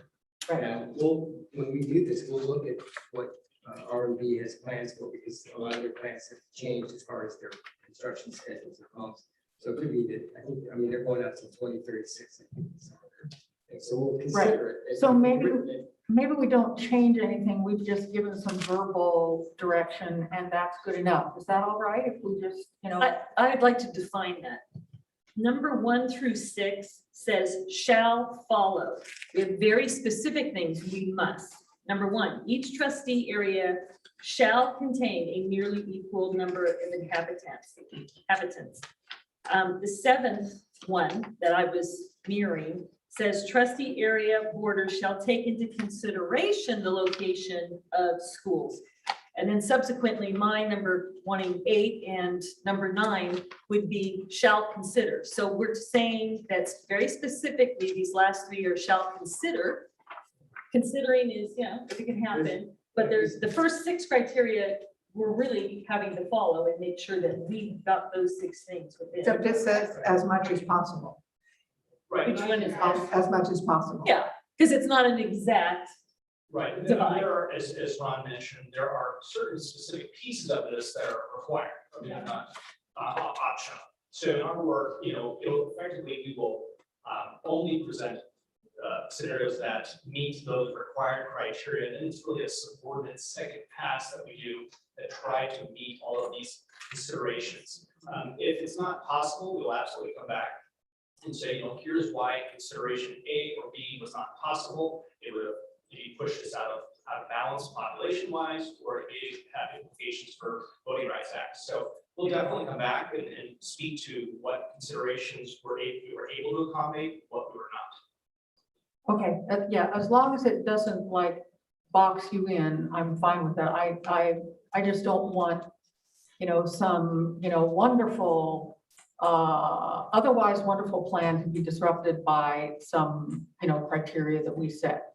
just 2 points of just clarification, make sure that you understand the work we'll do. One, this is adjusting the existing trustee boundaries. So this is definitely not a create new. It is taking the existing and modifying them enough to bring them into compliance.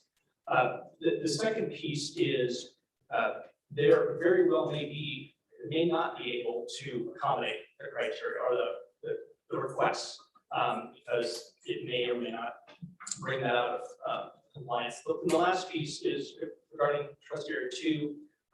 We are required to use the 2020 census data, the number that is of today. We can push that slightly below the ideal to accommodate for that future growth. Trustee McNicholas. Yeah, my concern, I'm making a decision now for what we think might happen in the next 10 years. Because we've done that before and then there's been a recession and that didn't ever happen. And, you know, it's like taxing me on what you think my house will be worth 10 years from now. And, yeah, that's the only thing that worries me. Yeah, I think you're correct that we can't for sure know what's going to happen in 10 years. And if there's a lot of growth, it's going to exceed the 10% and you'll have to make adjustments 10 years from now, regardless.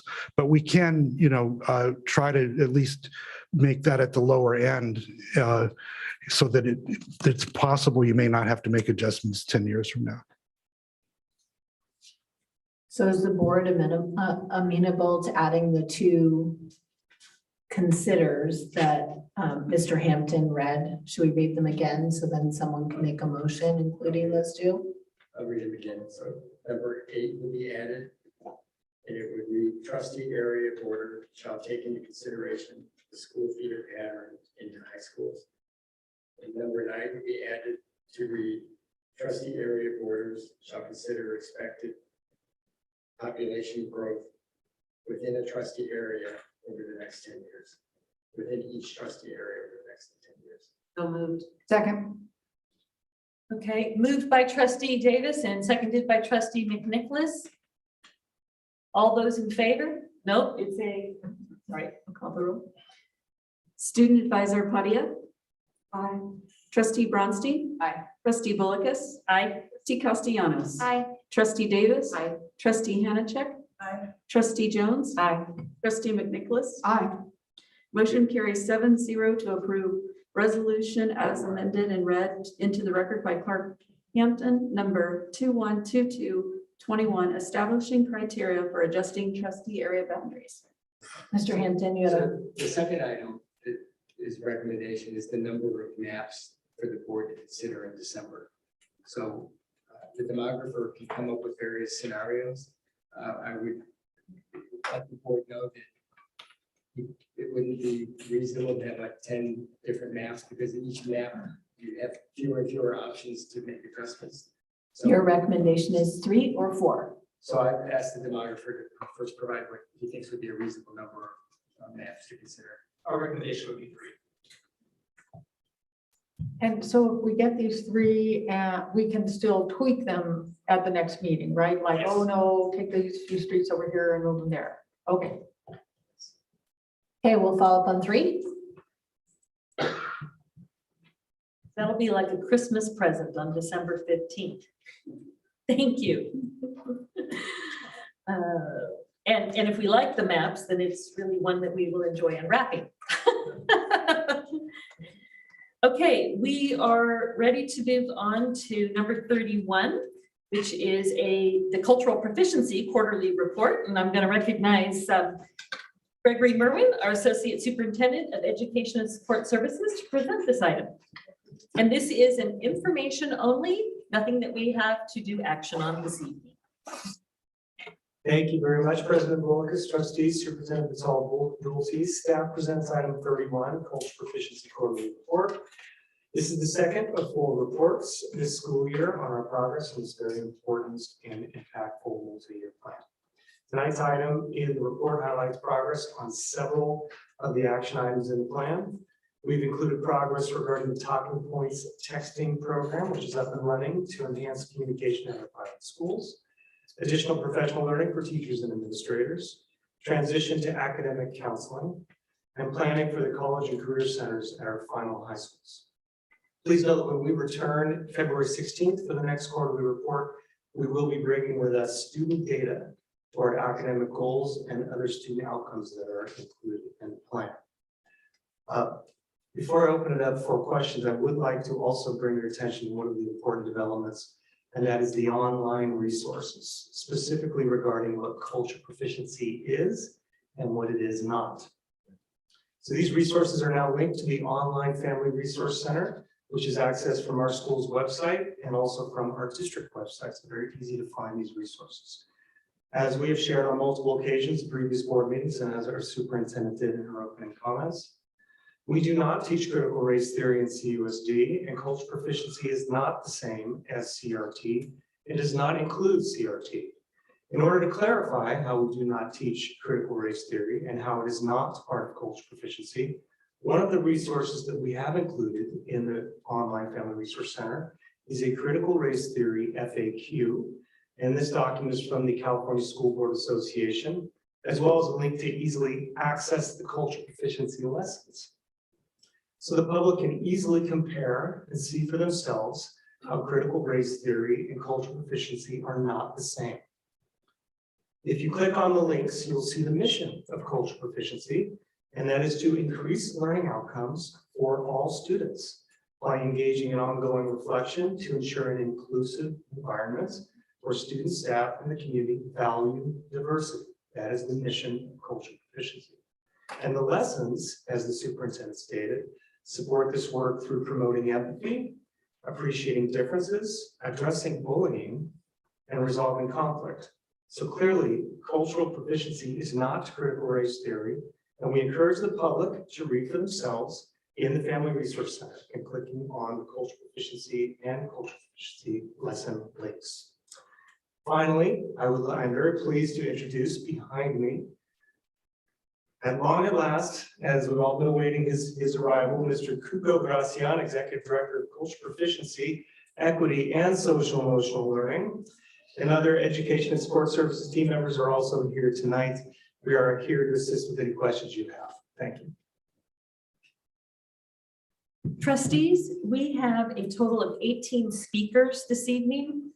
At 3 minutes, that would put us into almost an hour, 54 minutes. Do I have a recommendation to reduce the time to accommodate hearing from all 18 speakers? Could we maybe do 2? And I know folks would wrap it up because this is very student-centric. I think it's important to hear, as much as the comments we have, this is actually ongoing happening work that's happening now. So If we do 2 minutes, then we're talking about a little over half hour, 36 minutes. Are we agreeable to that? Okay, so we will call upon, I will ask Mrs. Hayes to call upon the speakers, and we will give them 2 minutes for agenda item 31, cultural proficiency, quarterly report. Okay, we'll start with our online speakers. First up, Susan Saucedo. Hi, good evening, everyone. My speech is also for your information only. My name is Susan, and I have 3 children in this district. As we approach Thanksgiving, I'm here to express my gratitude. I'm grateful for the cultural proficiency plan and to everyone involved who is working hard to make sure that we achieve the goals set forth and make progress towards complying with the FAIR Act of 10 years ago and the CUSD resolution, which was unanimously passed last year, stating that we are committed to equality, diversity, inclusion, tolerance, and human and civil rights for all. I especially appreciate the improvement in the school counselor to student ratios, the developing college and career centers, the unconscious bias training, and the online resources for parents regarding CRT, which I've gone through and is really, really informational. So thank you for that. I also want to thank everyone, including teachers, administrators, and the board who work so hard to get our kids back to in-person instruction and are doing everything possible, including following the CDPH guidelines to keep our kids safe from COVID. And I'm sorry that some of you on the board have been bullied, called names, and dehumanized during these meetings and on social media. Even though I may not agree with you on everything, for example, the last 2 resolutions that were not pro-public health, I especially disagreed with. However, I do thank all of you for your service. And I hope that in fact, in CUSD, there is no place for hate. So thank you to all of the administrators, the teachers, and everyone on the board. That's all. Our next speaker is Vanessa Santos.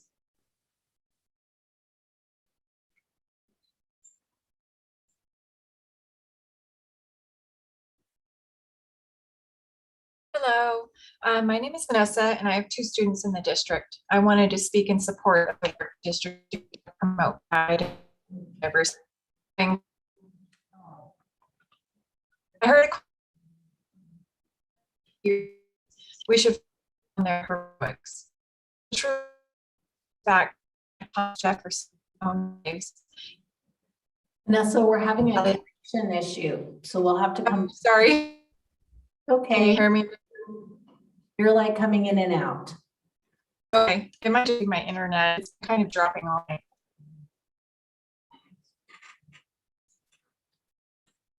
So let's come back to her. Let's see if we can, let's come back to her. Okay, we'll come back to Vanessa. Our next speaker registered is Ivan Del Abla.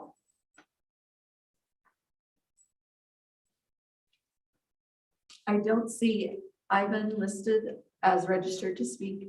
Well, he's registered to speak. Let me rephrase that. He's not online with us currently, so we'll go to the next speaker, Bethany Padilla. Bethany, go ahead. Hello, everyone.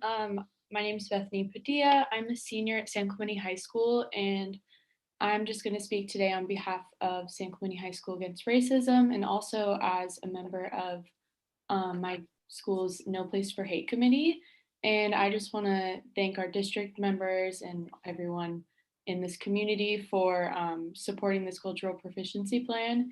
It is so necessary in maintaining progress toward an aware and supportive educational environment, as we still see actions of like hate on our campuses, which we are resolving much quicker and in a much more supportive and inclusive manner.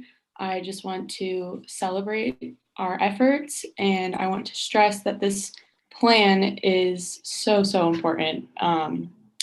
Yeah, as a community, we are not like predominantly white, and our students of color deserve the support and attention in a very intersectional way. And yeah, I'll give my time to the rest of you guys. I just want to thank you, and I support this plan's future and progress. Thank you. Our next speaker is Alan Ho.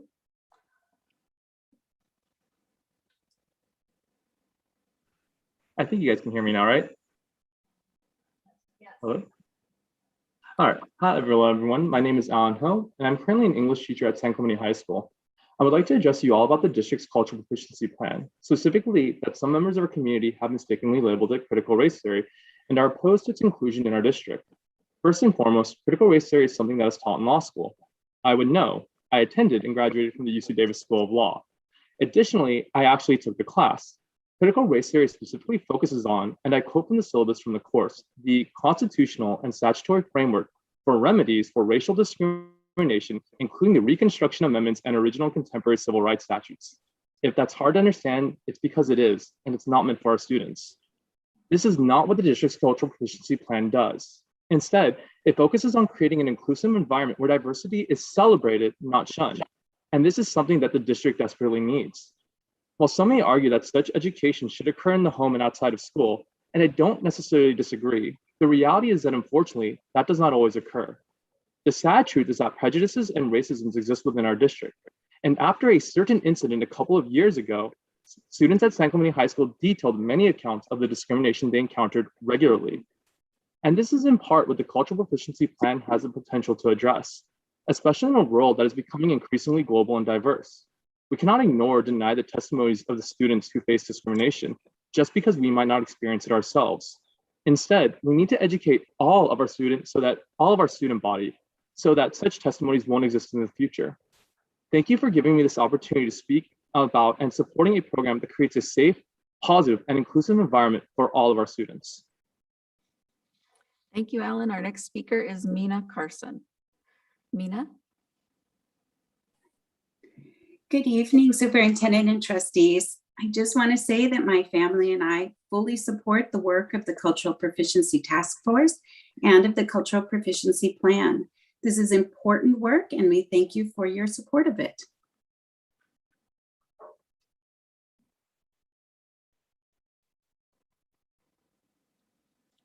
Our next speaker is Michelle Colossal Campbell.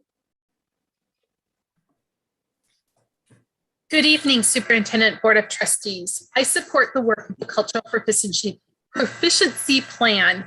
I am excited to see the work already completed, but no, we still have work to do. Our district is stronger for the diversity of our students. We need to create academic learning environments where all subgroups are performing at high achievement levels.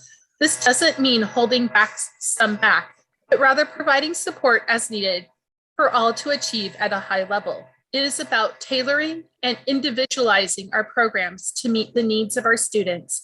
I appreciate the work done through this plan and the ADL at San Clemente High School to create campuses where students are starting to feel seen and heard, where safe spaces are being created for all students. I look forward to hearing more about this work at the next quarterly report in February. Thank you. Our next speaker is Michelle Brislin. I don't have Michelle with us online at this time. Next speaker is Michelle McNutt. Michelle, go ahead. Hi, are you able to hear me? Yes, go ahead. Thank you. My name is Michelle, and I've had 3 children in CUSD schools over the last 11 years. And I just want to thank all of you for continuing to support and move forward with the cultural proficiency lessons, which should also include meaningful conversations about race and racism. Thank you for valuing inclusivity and diversity. And I look forward to the February update, including student data. Thank you so much. The next registered speaker is Susanna Sarmiento.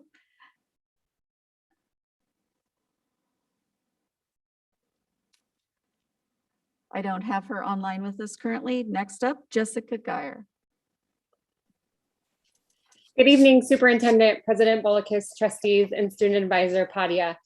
District staff, welcome. Mr. Gracian, we are happy you are here. Thank you for your continued work on this plan. The updates are very helpful in determining the progress. I am particularly interested in the topic of AP for all because I truly feel there are some building blocks missing from this particular model. AP for all starts at 12th grade in a government class, but I feel like that model is almost too late. If the goal for AP for all is to just have more students take an AP course, we have missed a lot of components. Does the data support that it is that simple? I appreciate Dr. Merwin's clarification that student data will be presented at the next update, and I will look forward to that. High school counts. Grades are important and affect your college admissions. Why start a pathway at the end of high school? Or is middle school somewhere that a student can explore an accelerated class, have teachers help develop study skills and literacy skills refinement, and work in an increased pace without the stress of failing and it being on their permanent record and affecting their GPA. Students need building blocks prior to an AP course. We have accelerated and honors options that are being completely skipped over. To take a student who has never taken an AP course and putting them in one, even if we are asking them if they want to try it or not, is like taking a student who has never played volleyball, giving them a ball, a net, a court, and then putting them on the varsity team. The skills are just not there, but accelerated and honors courses could be used as stepping stones for students to start honing those skills necessary to succeed in AP courses in high school. Thank you.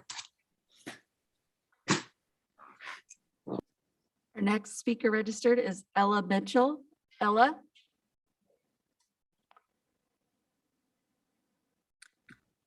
Hi, can you hear me?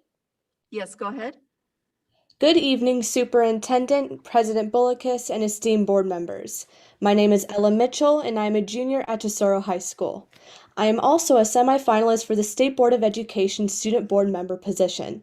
I'm speaking to you today in support of the Cultural Proficiency Guide.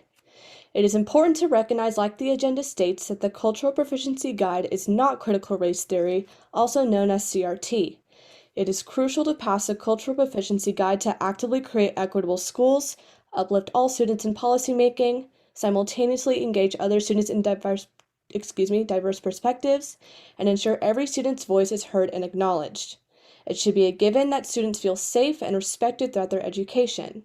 Students in this Capistrano Unified School District deserve to learn in a space where inclusivity, diversity, and equity are a priority, and with the implementation of the Cultural Proficiency Guide, this vision can become a reality. Thank you for your continued updates on this plan, and thank you for your time. Our next speaker is Miley Wilkinson. She's not with us online. We'll move on to Julie Little. Julie, go ahead. Hi, can you hear me? Yes, go ahead. Okay, hi. Just a few thoughts on the No Place for Hate assembly that just happened at ANHS on Tuesday. Principal Hatcher sent an email home yesterday, and I drafted an email back with some thoughts and concerns regarding this program, which I'm not in favor of. And I'm just going to kind of go through that because I didn't plan on speaking tonight. In his email, we said, we're working towards becoming a quote, no place for hate, end quote, school. Are we currently a place for hate? Has the administration sent out communications indicating that we are a place for hate now, thus needing to become a no place for hate? What is the focus here? We're focusing on hate. What is the goal? Are we focusing on spreading love and acceptance, or are we focusing on not hating? There's a big difference.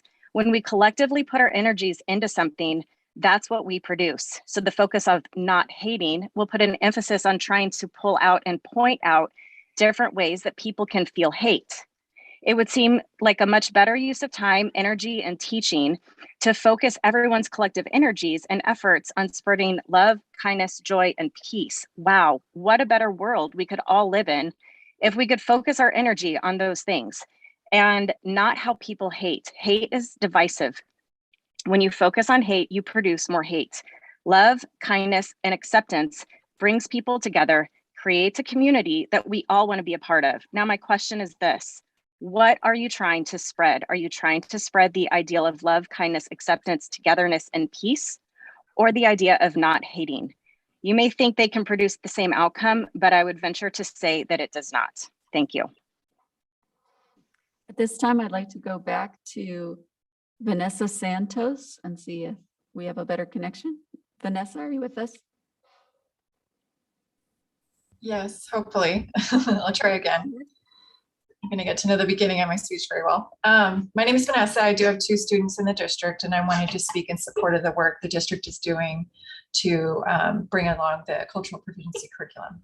I heard a quote recently that instead of glorifying our heroes, we should focus on the heroics. Being truthful about the fact, like a man like Thomas Jefferson owned slaves and had children with one of them, Sally Hemings, doesn't take away from the fact that he wrote one of the most significant pieces of text in regards to modern democracy. Instead of focusing on Jefferson as a hero who did no wrong, we can focus on how he was an imperfect man who did some heroic things. I think focusing on inclusion helps us see that none of us are perfect or without fault. We are all imperfectly human and capable of heroic things.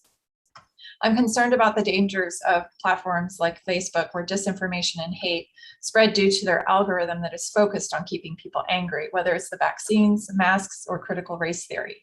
I will concede that wokeness can become a competition of who is woke enough, and I know how hostile that environment can be. We can't let that stop us from sharing historical truths or not addressing inequities in our community.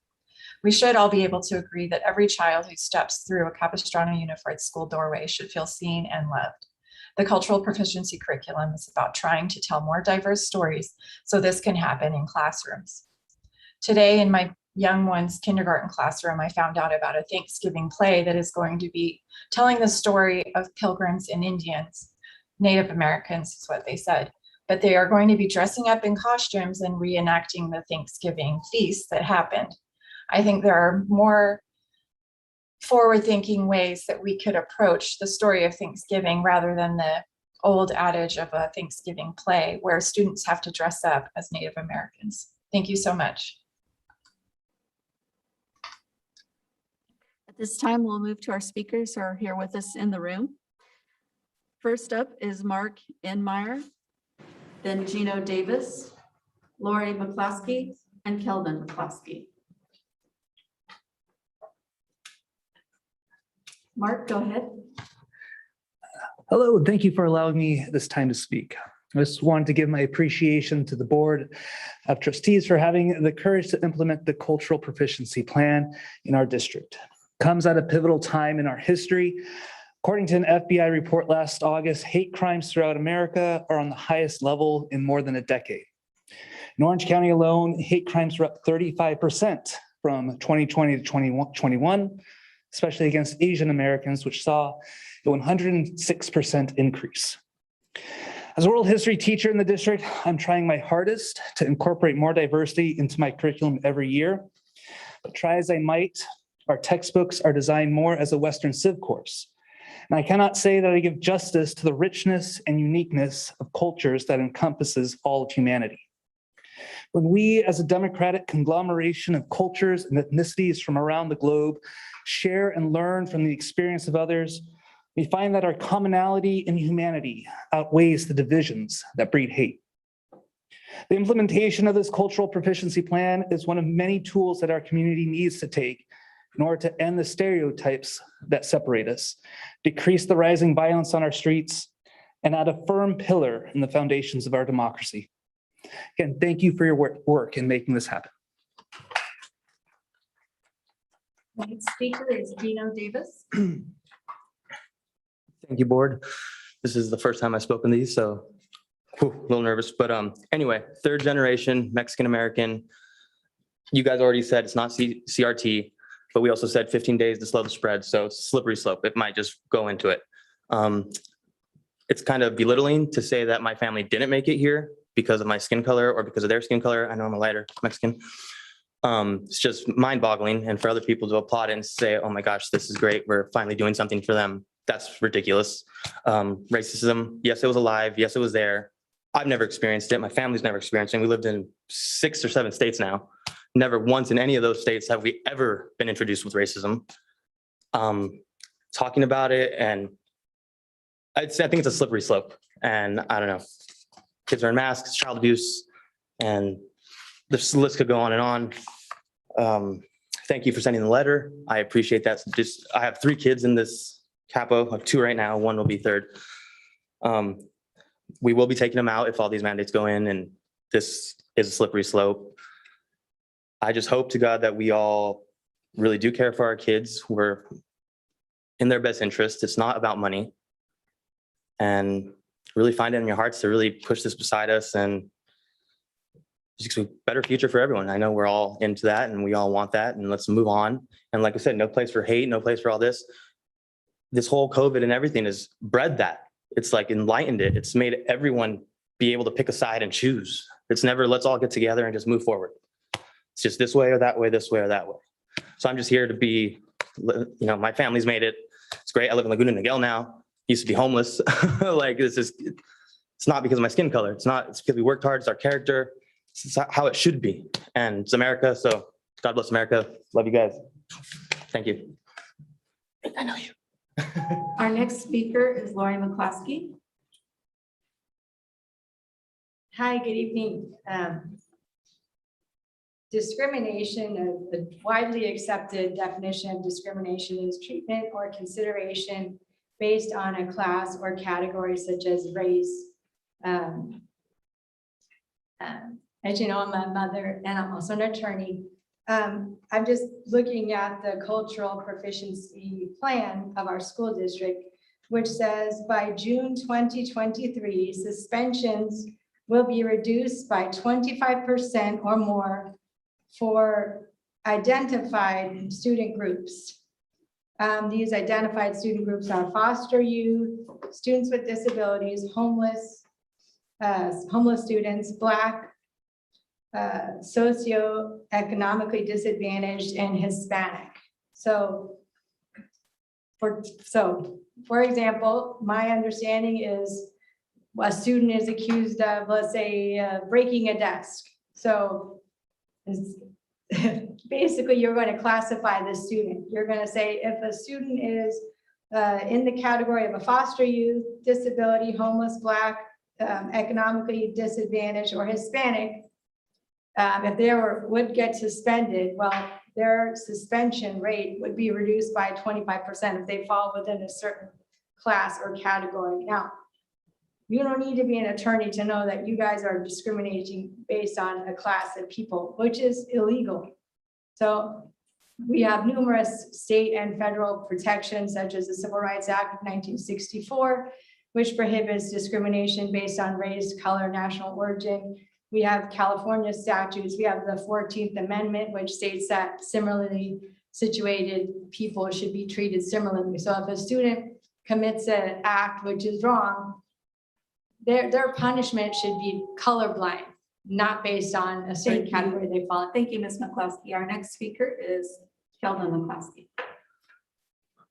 Hi, thank you very much. Well, one thing I think I'm learning as I'm being here, right? I think the beauty of America is the open debate of ideas. And it's great that there's information that, I'm learning that everyone should learn about, that's an online resource on the Family Research site. So I commend that. I commend the fact that there's information here from the California School Board Association. So it just helps educate, I think, everyone. I think we were coming through some really intense times with BLM happening, where people are feeling segregated by their belief structure. I'm born and raised in Southern California. I lead a team with my business that's the most diverse in our company. So that's what California represents. I think it's great ideas, diversity. And I'd just say continue to share the information that we have here to help educate people about what your goals are and I think kind of that's probably what's missing is some key pieces here. People are focusing on some aspects of this, jumping to the fact that it's creating, undesired outcomes, where if you kind of pull back and understand that this was a 4-year process, comes from the state, it's not something that you guys just created on your own. And there is CRT, there is aspects of Marxism, socialism. There's also great aspects, and let's talk about them. Let's talk about the great aspects of capitalism and democracy and free speech. And the fact that I can even stand here is, great opportunity. And everyone should come, and whatever spectrum you're representing. So let's keep that going on. Let's keep the ability for the public to come here to understand. And I guess one of the biggest concerns I have is the limitation of time. So do things to keep encouraging this, keep it open. That's going to make America great. That concludes our speakers for this item. Trustees, do you have any questions for Dr. Merwin? One question, just based on what's Cluskey said, would punishment be different based on category of student charge? Thank you for asking that, Trustee Bronstein. The answer is no. The punishment is not different for the different subgroups. So let me clarify. I appreciate what Mr. Cluskey was asking. What we are doing is we are monitoring the suspension rates of these subgroups. We are not treating them differently.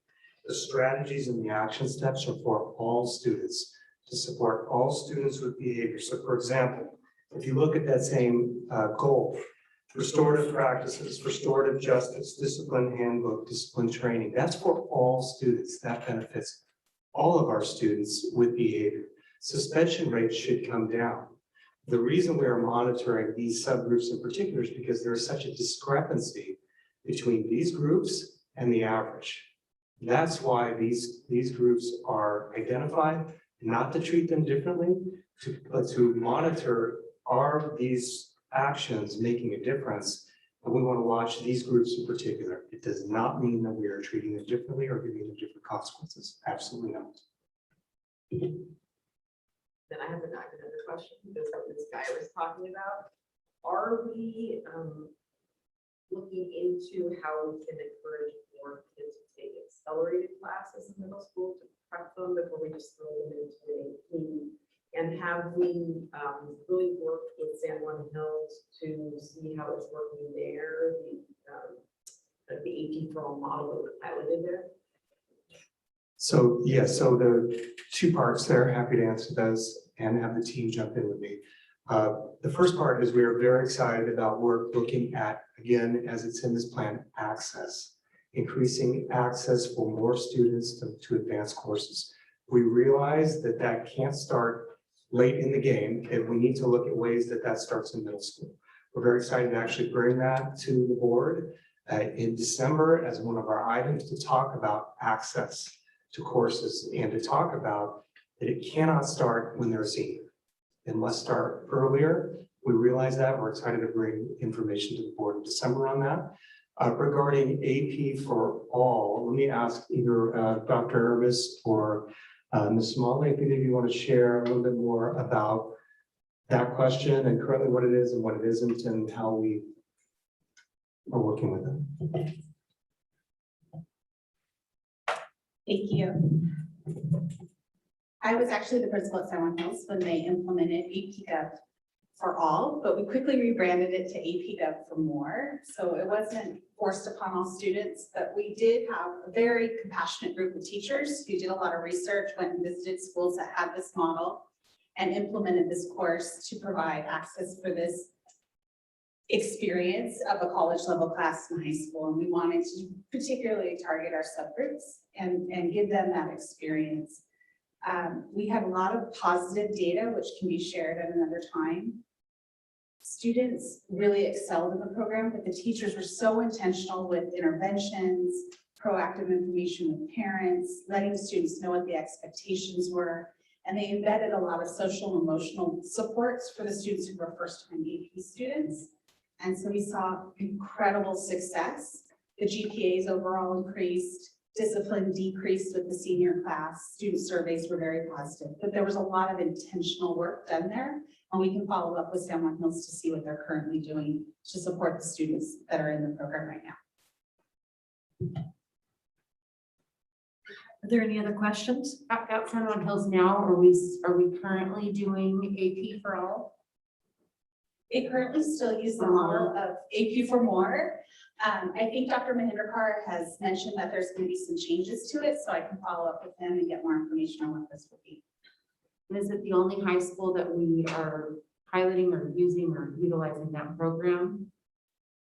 Tesoro also has an AP or AP econ that's sort of similar. They approached it differently than San Juan Hills, but they have all their seniors in AP econ other than 4 sections. So they have a similar model at their site. And for the middle schools that have feeder schools for San Juan, are they prepping for that? Is that work that's happening? Is that something we're currently doing, or do they just start at San Juan? It's not connected to anything at the middle school. We're trying to do that for all students across the district. So there isn't anything targeted to Ladera Ranch or Marco for the feeder schools at San Juan. But that's our goal, is to improve it for all students across the district. So they'll have more success and more opportunities in high school to take some of the honors and AP classes that are of interest to them.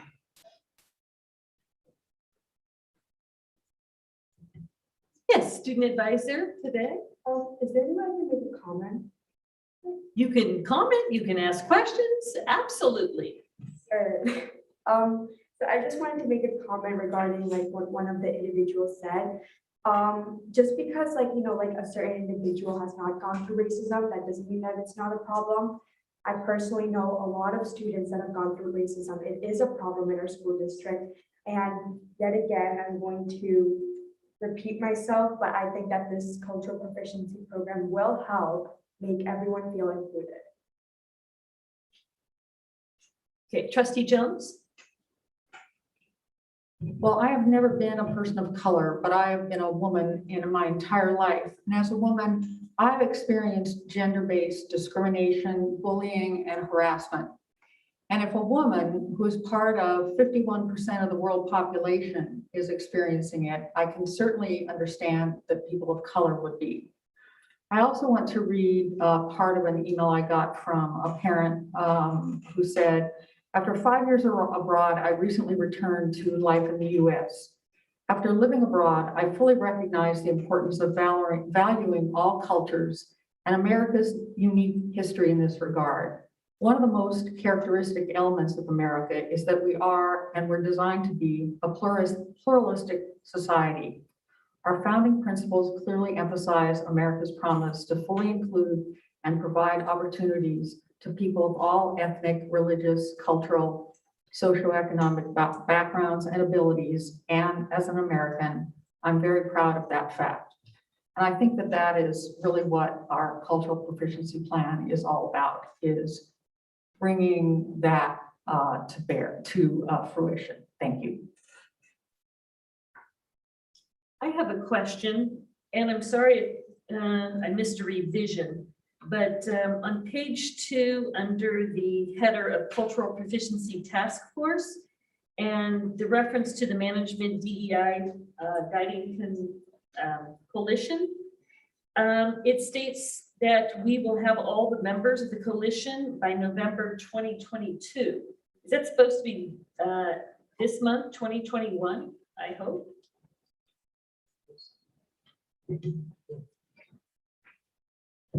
Yes.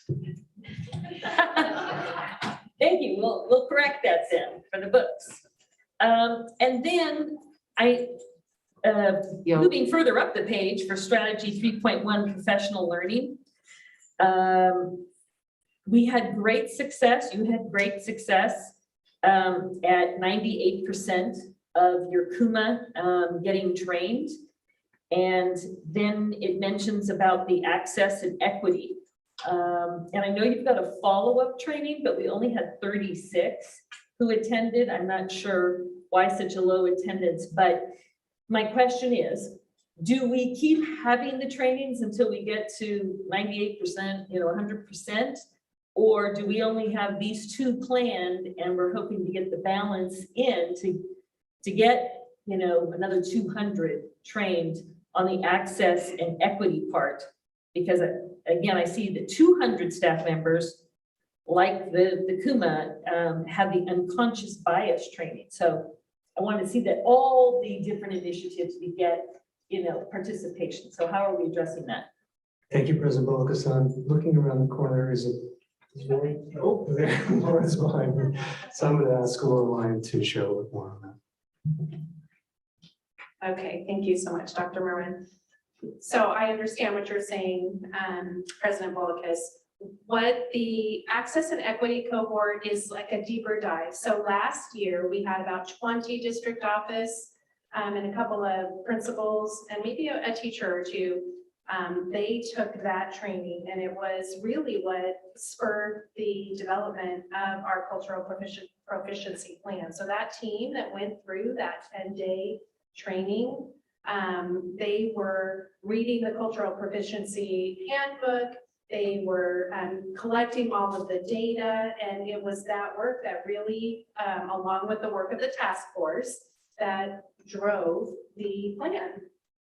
And so we have had the opportunity, so many of us were saying, we did a book study on that book, and that was also part of a suggestion that group had brought back to our district office leadership. And there was just so much interest in doing that particular training that we had 36 people sign up for it. And there was a cap because of space, and it's in person. And it's very, like the unconscious bias that you and I did, they capped that as well because they really wanted it to be intimate, because the topic can get pretty, pretty personal and pretty deep. So that's what the access and equity cohort is. So there's 36 of us, it's over 2 years, and we're participating in that. The KUMA, the 98% for our KUMA management, that's our 212 KUMA managers, certificated and classified. And we have it's really like 98.5%, because we just had a couple people that, were ill when we did the makeup training, but that's a really great percentage to have our management trained. So we're really focusing on that adult professional learning right now, and having our managers trained, getting teachers trained. Over 200 or up to 200 staff have already been trained in that unconscious bias. And at the end of December, and we'll report out on this in February, all of our school sites would have been trained in all 4 of those implicit bias modules. So we are, following through with getting that adult professional learning and that deeper dive in those topics for our adults that work with our students. Thank you for that clarification. I just love being on a school board. I get such an education. Are there any more questions? Yes, Trustee McNicholas. I only see one place in here where no place for hate is mentioned, as far as, I think it's training of site personnel to support like being clubs and programs on campus. How does that fit in with the overall cultural proficiency plan? Is it something that is our goal to have all of our campuses become official no place for hate schools, as a couple of our speakers mentioned, and we got a couple of emails about, are we requiring a certain percentage of our students to sign a pledge? And then because of that, then they become a no place for hate school? Or tell me a little bit more about no place for hate. So I'll start and then I'll ask the team to jump in, but every school is developing their own plan to achieve the mission of cultural proficiency. And so some are going the route of ADL, no place for hate. Some are going, that is not a requirement that everybody does it right now. Everybody is working with their school teams, coming up with their own cultural proficiency plan.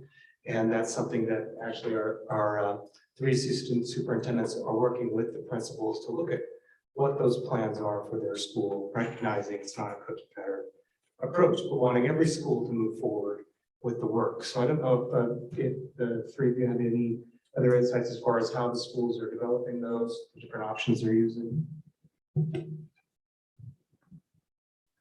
I believe 5 out of our 6 comprehensive high schools are working with the ADL on some sort of implementation of no place for hate, and then San Juan Hills is utilizing Bridges, which is a similar program.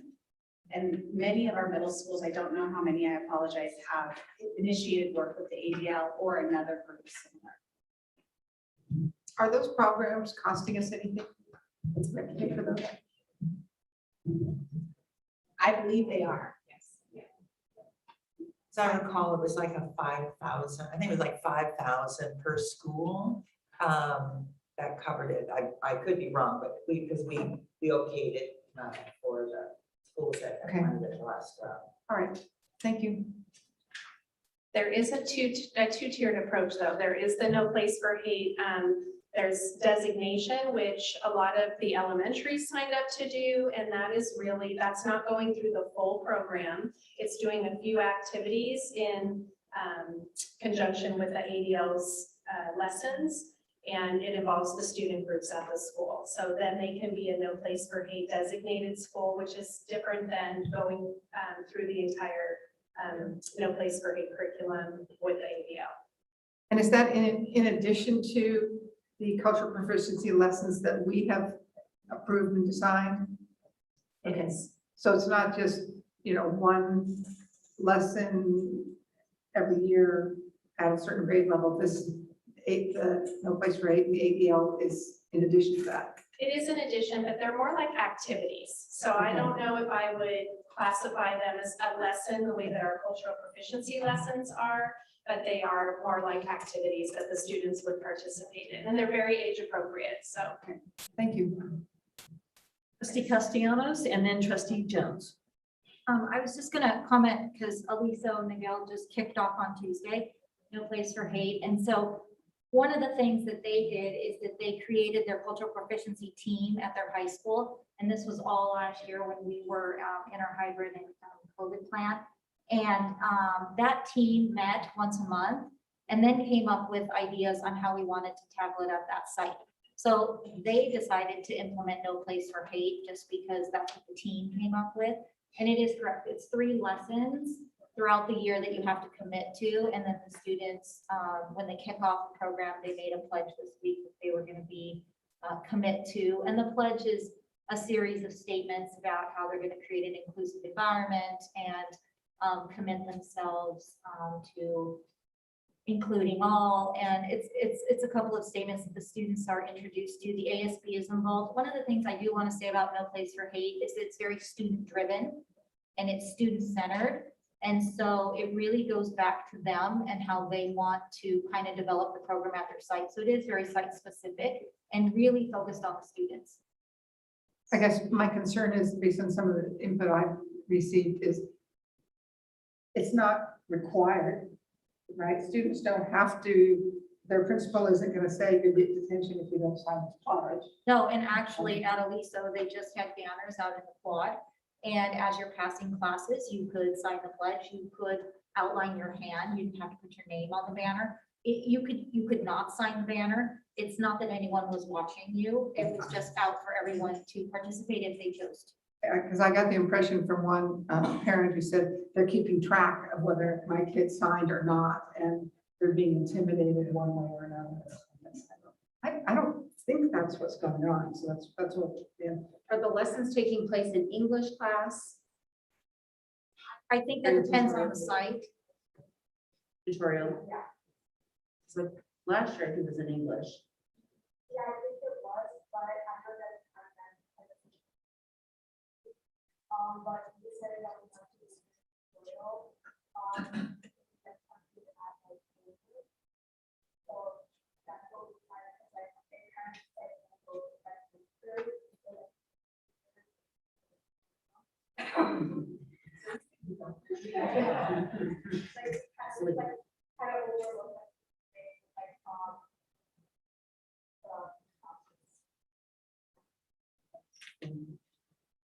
If I can add, Sarah King, who is a San Clemente High School teacher, sent me an email yesterday. She's an English 3 and English 2 honors teacher and the Key Club advisor, No Place for Hate coordinator. She sent me, she's advocating for this cultural proficiency, but had shared with me that they had signed the pledge. They had about 300 students. Now they said they had fewer, they had some kind of glitches because in the past they've had like 2,200. But as the student gave their email address and who their, I don't know if it's their homeroom, it's a teacher's name. But anyways, they were asked to describe in one word how signing the pledge makes you feel. And so I read 300 different entries about how the students felt. So it's as simple as something like that. To evoke conversation, and I guess any school can decide what it is that they want on the pledge, and that's something San Clemente just did recently. So I wanted to share that. Yeah, and also, I mean, I don't know about all the other high schools, but at San Clemente, we did it where like in front of like the library, there's like a big poster that you could sign, or like we also had like Google Forms that like our teachers like during tutorial, like you can sign it. It only took like a few minutes, and it's like anonymous. It's not like everyone's gonna see the Google Forms. It's only for like pretty sure Miss Kang's eyes only. I don't think anyone else got to see it, so there's no way that like students couldn't be bullied about like not signing it, or like there was no like pressurizing. No one was like looking over a student's shoulder to see if they were signing it. So it's completely like free of choice.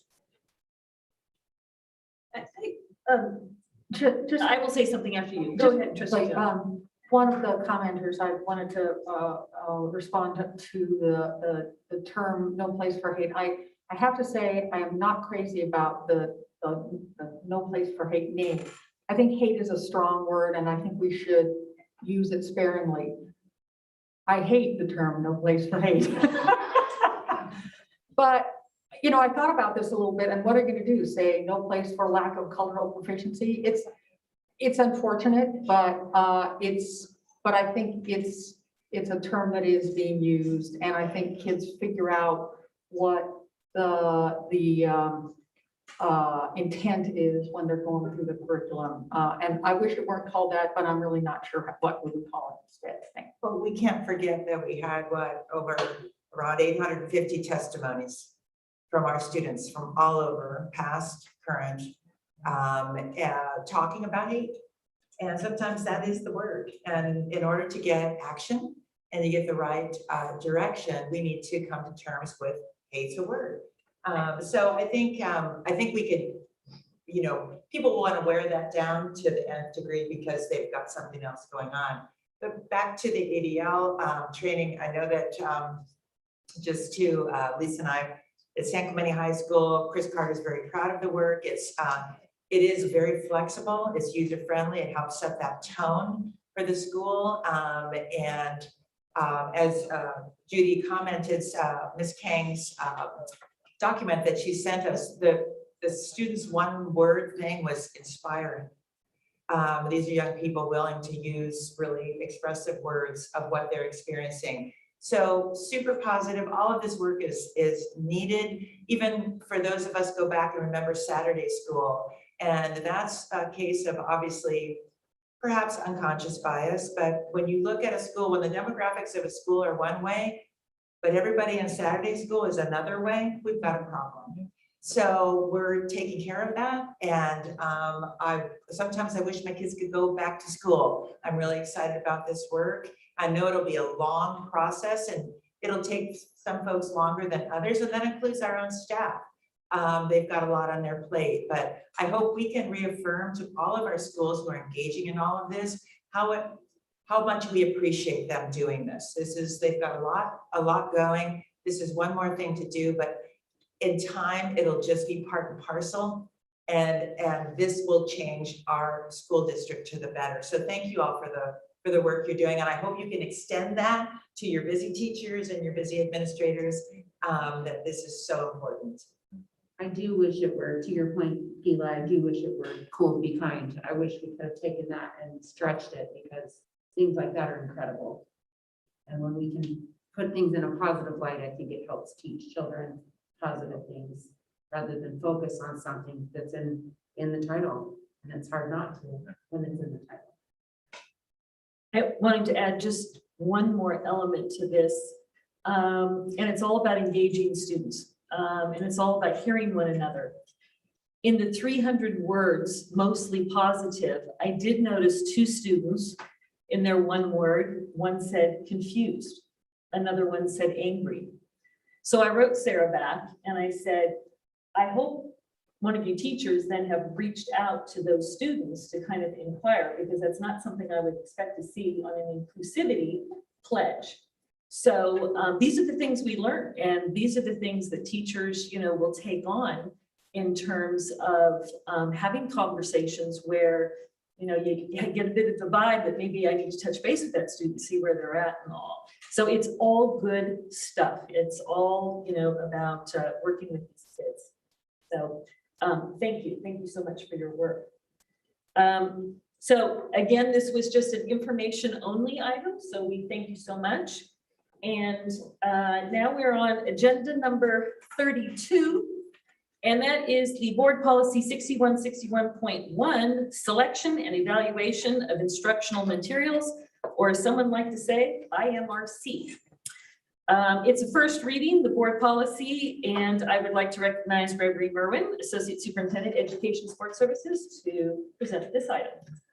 Thank you very much, President Bullockis, trustees, Superintendent Vital Rule Team. We present to you item 32, first reading board policy 6161.1, selection and evaluation of instructional materials. So as we promised to trustees last spring, staff has returned with revisions to this board policy to define purpose, improve transparency, add clarity to our instructional materials review committee process, also known as the IMRC.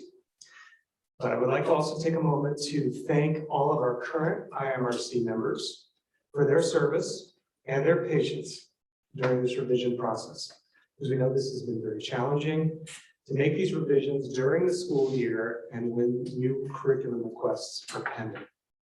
So we know this has been difficult. We appreciate all of their patience and the patience of our members.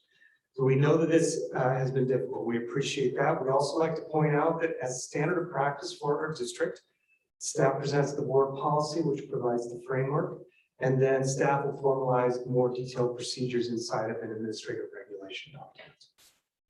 So Dr. Carrie Johnson, Assistant Superintendent of Curriculum Instruction, is also here and available for any questions and feedback.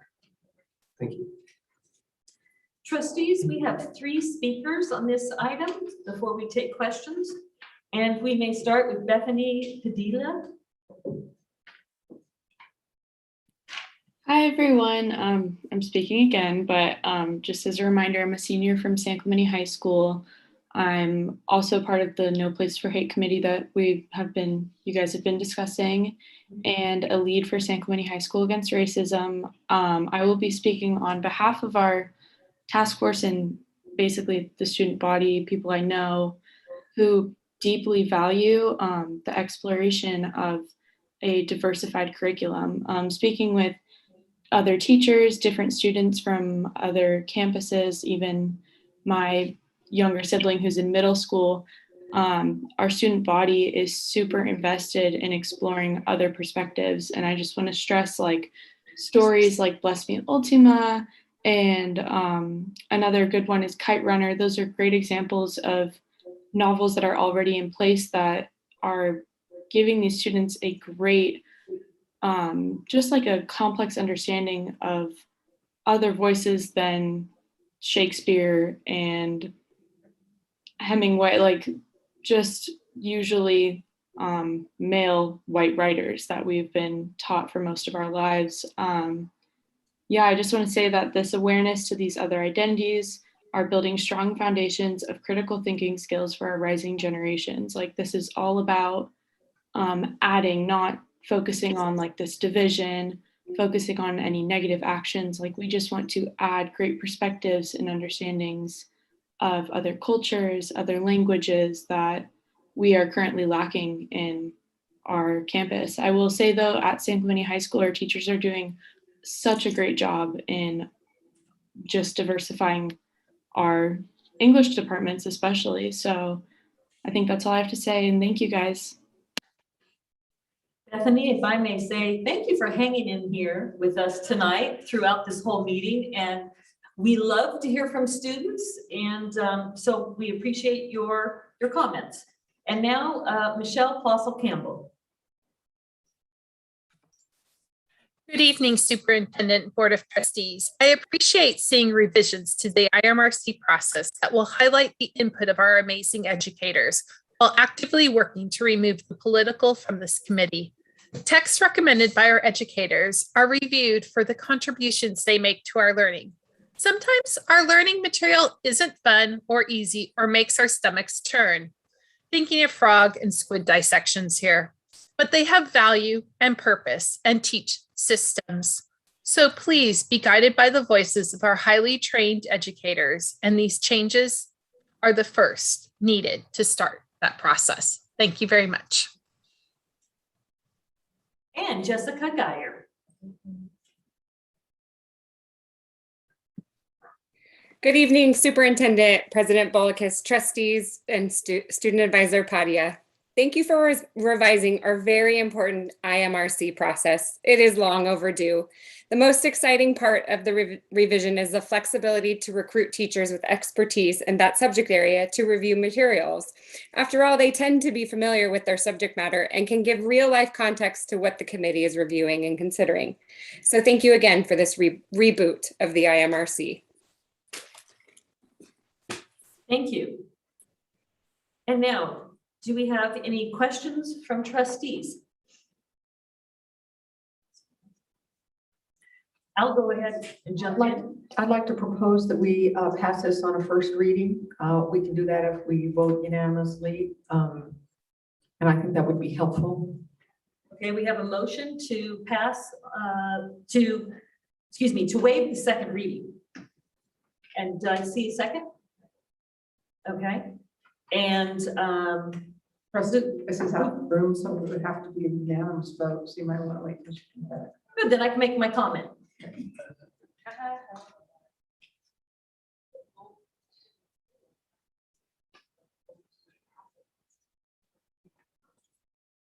Okay, is that your understanding, Ms. Tace? We could hold it to hear a comment. I think that's correct, but I do think it's important that you're all here if possible. It'll only be a few minutes. So if we could just move to discussion for 1 minute and then come back to the vote. So I do have some questions. We could, we do have a motion in a second, so now we can discuss. We just come back up and discuss. So my question is, oh, and by the way, okay, now I can't remember who said it. Maybe it was Jessica Geyer or who it was, but whoever said, one of the great additions is having some of the professionals. When I was on the IMRC is when we were passing the Mandarin program. What do I know? I don't know Mandarin. So I contacted my dear friend who is Chinese and had her Harvard, because of COVID, Harvard student at home who had gone through many years of Chinese and all. And I said, would you mind looking at this and just giving me some input? That resulted in some feedback that not only did we have excellent, the textbook was excellent, but raised the question, and this goes back to when Josh Hill was here, but we noticed that the middle school, she asked, are you bringing in that textbook for middle school? Because this book is so good, and compared to where her daughter went Irvine for her Chinese, that it would be important that our students from middle school would be able to then do this more advanced curriculum. And so that question brought about. So, you know, it's helpful then to have the professionals come in and be able to any kind of special, and if it's textbook for, you know, certain electives or whatever. So I did like that feature. I did want to ask the number one point, and I'm sorry if I don't really understand it. It reads language for increased access to proposed materials by MRC. Language, what does that mean? The first word, language for increased access. President Bullock, so is it the board report or, I'm sorry? Under current considerations. Oh, yes, I see it. Okay, it's sorry. the first bullet point, Yes. says language for increased. But we're changing the language, we're improving the language. I didn't follow it. So my reading of it, I think it's what you were talking about, more experts having hands-on. I think one of the things if we go forward with the AR as proposed, you would have these ad hoc teams that you could put together that are experts if it's a specific novel or a specific type of textbook. Some more, and all, I'm sorry, so for those committees, but also more time for the public to see it and more time for the board to be aware of the information. So even though we would, under this current version, there would not be board members on IMRC, they would still have access if they choose to the materials for those 30 days, plus the 30 days before the board actually acts on it. Does that make sense or? You're explaining it does, but the lead-in sentence, and therefore recommends the following revisions. Language for increased access to proposed materials by IMRC members. I don't think that really kind of explains it. No, I think the only answer after that is I was a history social science teacher instead of a language arts teacher, and so that would be my fault. It's language in the policy. So it's a noun. So it's the words in the policy. Language in the policy to provide for Yes. increased access. I just think the sentence could be restructured for better clarification. Okay, I only have one more question.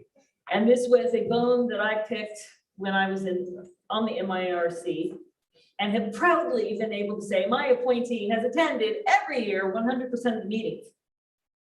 There's nothing in here, but and it might be within the expectations of review materials. Do we have any kind of expectation being expressed to our IMRC committee in attending the meetings and being that they are participating in the voting? Because we've had many issues with things in the past. Only a handful have even voted. Sometimes it was only 2 or 3. So I'd just like to know what are we saying? And because I did see that unless it's the majority, 8 of this 11-person committee, it has to pass by a minimum of 8 before it comes before the trustees. But then how does that go back to, telling them to attend these meetings and their participation? So I'll start and then Dr. Johnson can fill in, but so in that administrative regulation, it would state that if an appointee cannot attend, then there would be immediate discussion to have that appointee temporarily replaced. So we have language to say that we expect participation by all of the board appointees. So that would be a very important part of the administrative regulation. Okay, and I'm sorry, I said that was my last question, but I do have one more. So if we don't have any trustees on the committee, and I think Superintendent Vital-Brolte would not mind my mentioning, she was kind of surprised that we didn't all, the IMRC committee didn't all receive the book. You had to come to the district. So when you say we're going to have access, will we 7 trustees and not 2 representatives, will we receive the books, or how is it that we're all going to be made aware of your books you're being considered? Yes, I believe that was almost unanimous feedback from the trustees, is that to have access to, we were going to be purchasing copies of whatever, if it's novels or textbooks, available for each trustee to have access to, absolutely. In addition to the IRC members. That's right, and that's the other part of that adding language to increase access. It's actual materials in everybody's hands. That, you know, in the past it was, let's pass around 1 copy.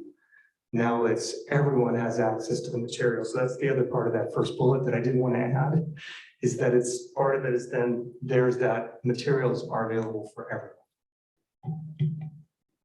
I love it. Thank you so much. Yes, now trustee Jones and then trustee Davis. Yeah, I just have a quick question about that, Dr. Merwin. So that's great for some stuff, but if you're going to have French books for all of us, I don't know. You don't need to provide the calculus books for me. You didn't need to provide them to me when I was in high school. But so I think that that's not necessarily something we need to plan to do for everything. Clearly for novels, I think it's a wonderful idea for the supplemental material, but you know, a lot of them, no, not so much. And I don't know that even something that any trustee might enjoy reading, for example, let's take the AP Euro history. No one's going to read the entire book. Well, I'm sorry, but I don't think anyone's going to read the entire book. I mean, I would like to look at it, but I don't need one for the whole month to look at. So I caution against us like buying so many copies that every single trustee has, you know, the German 4 book. Anyway. Unless we're going to get a subscription with paper and we get our own tutor to help us with the calculus books. But anyways, as you go through, it's a great point. So that maybe you can inquire how many you should order. So trustee Jones, I mean, it's a great point. So the issue is that one of the reasons we're adding on subcommittees and ad hoc teams is not everything recommended would make it to the IRC, right? So those instructional materials that make it to the IRC, we would be purchasing. I mean, that's my thinking on this. That would be provided to the board. So yeah, we wouldn't be purchasing every material that's recommended. Okay, so I'm sorry, so I didn't understand something here. What makes it and doesn't make it to the IMRC? What types of books do and don't? So I think that would be something as we develop the AR, we make sure that we were clear about that. Absolutely. And this is the idea of the subcommittee. So recommendations, and I appreciate some of the questions from trustees, that as the board policy is written, that community, students may make recommendations for materials. The subcommittees would then receive those materials, and those would be expert teachers and administrators looking at those closely, and then they would move forward to the IMRC, and we will have a clear process on how the criteria for it to move forward. But then that allows truly community, parents, students to make recommendations, but then it would be filtered through these subcommittees of the teacher experts and administrators. Trustee Davis? So a couple things. One, importance of attending an IMRC member attending meetings and voting and reading the material, actually reading the novels, and maybe it's somewhere on the form that says that if you've had a chance to read it or not, because it's hard to take a vote if you haven't read it, especially novels. I'm afraid calculus with mine, I read it cover to cover. And then the importance of the initial meeting being presented by the teachers, followed by a meeting for the IMRC members to actually have a discussion about what they're voting on. Because I think that helps guide the direction of where they go, and that's before the vote. And I haven't had that experience with what I've been involved in this year. But I think it might be an important piece. And allowing, did I already say this, allowing enough time to read the material. So for 7 novels and to have it in 2 weeks is not enough time for me. It wasn't enough time for me. So I was grateful for more time to finish reading the novels before a vote. So Trustee Davis, that's a great point. So one of the things about the IMRC is that it will be very much akin to a board meeting. It will be an open meeting. It will, just like you would move in second a discussion and then have the discussion, the IMRC would follow a very similar pattern, so they would have the opportunity to discuss. Plus, in the IMR and the AR, we will have a cycle with enough time built in when instructional materials are recommended to when the actual IMRC has time to between that time when they have time to read it and vote on it. So. Just one more follow-up maybe on that. And I really think that the initial meeting, that's important. The teachers need to present the material, why, how it fits, where it fits in the guidelines and curriculum and standards. And then there needs to be a follow-up meeting, not at the vote, but here's the meeting to discuss and go through and, you know, come up with some thoughts on it. And then the following meeting, the last meeting to be the vote. Judy, I'll be as quick as possible. Hannah check? Thank you. So I just want to revisit the integrity and intent of why we're revisiting the policy. And it was to depoliticize as much as we can the process and to restore or elevate where we really should have that professional voice, the teacher's voice. As much as I'd love to give my opinion on everything, it's not appropriate for me since I don't, but I do trust the work and the process. So I just want to make sure in this policy, we're talking about all these people's fingers in the fire here. I want to keep the focus on, as Lisa mentioned, those teachers presenting, they believe in this is what they need. And there's a point where we have to recognize they need these materials to do their job and move their students forward. And we all want to bicker, but it's not our place to do that. So I'm hoping this policy does affirm, as it says in the overview, that this does move this where it should be. And that is, these are our teachers and our professionals saying this is what we need. And then, yes, the IMRC can discuss where needed and so on and so forth. But by the time it gets to me and moves through that, and because I do believe in all of you and our teaching professionals, I am usually very good to go if it's gone through. I also happen to adore my IMRC representative. She's been doing it for years. And so I just want to kind of revisit that, keep our focus back on what the intent was, why we were redoing this, because it was getting all over the place. So if everybody feels comfortable that we can move forward, especially with your additional administrative regulations, I would go with Gila and try and move the item tonight. So we have a motion on the table by Trustee Jones and a second by Trustee Hanachek to waive the second reading. So I think we need to take action on that. First, we'll have comments. I have another comment. I'm sorry.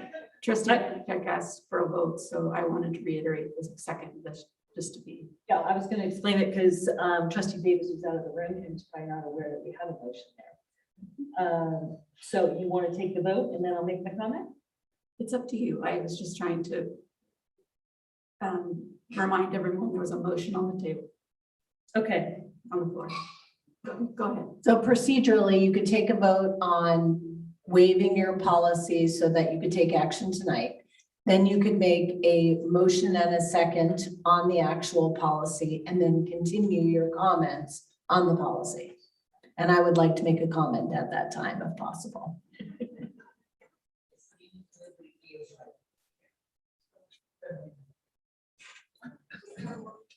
A motion and a second to waive the second reading. All those in favor say aye. Aye. Any opposed? So 7-0 vote and a favorable vote by student advisor. Can I, Claudia? So I really don't know what Trustee Hanachek was talking about the politics of it. But what I want to say is and ask, my concern is the teachers who come forward on these committees. Sometimes we have committees and we have teachers that are very anxious to earn additional stipends. And reviewing these books takes a real commitment, commitment of time and all. And we have other teachers that, it's not about the money, but it's about making sure that we, have good textbooks.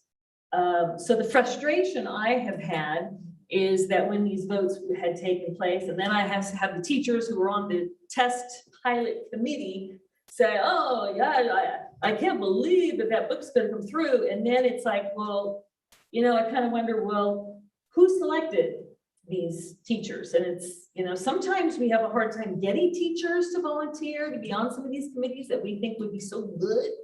And so quality of the teacher forum, being able to make sure, I would love for us to reach out to principals and kind of get a thumbs up. Yeah, this would be a really good person in terms of being on the committee, or if you've got a hot topic, in terms of some novels, that you've got different ones. So that had been a concern of mine in terms of the quality of the teacher wanting to do this work. And now I'll turn it over to Superintendent Football. So somebody has to make a motion in a second on the actual policy. And my question to Dr. Merwin is that all the feedback you received tonight, it sounds like could go in the AR and you don't have to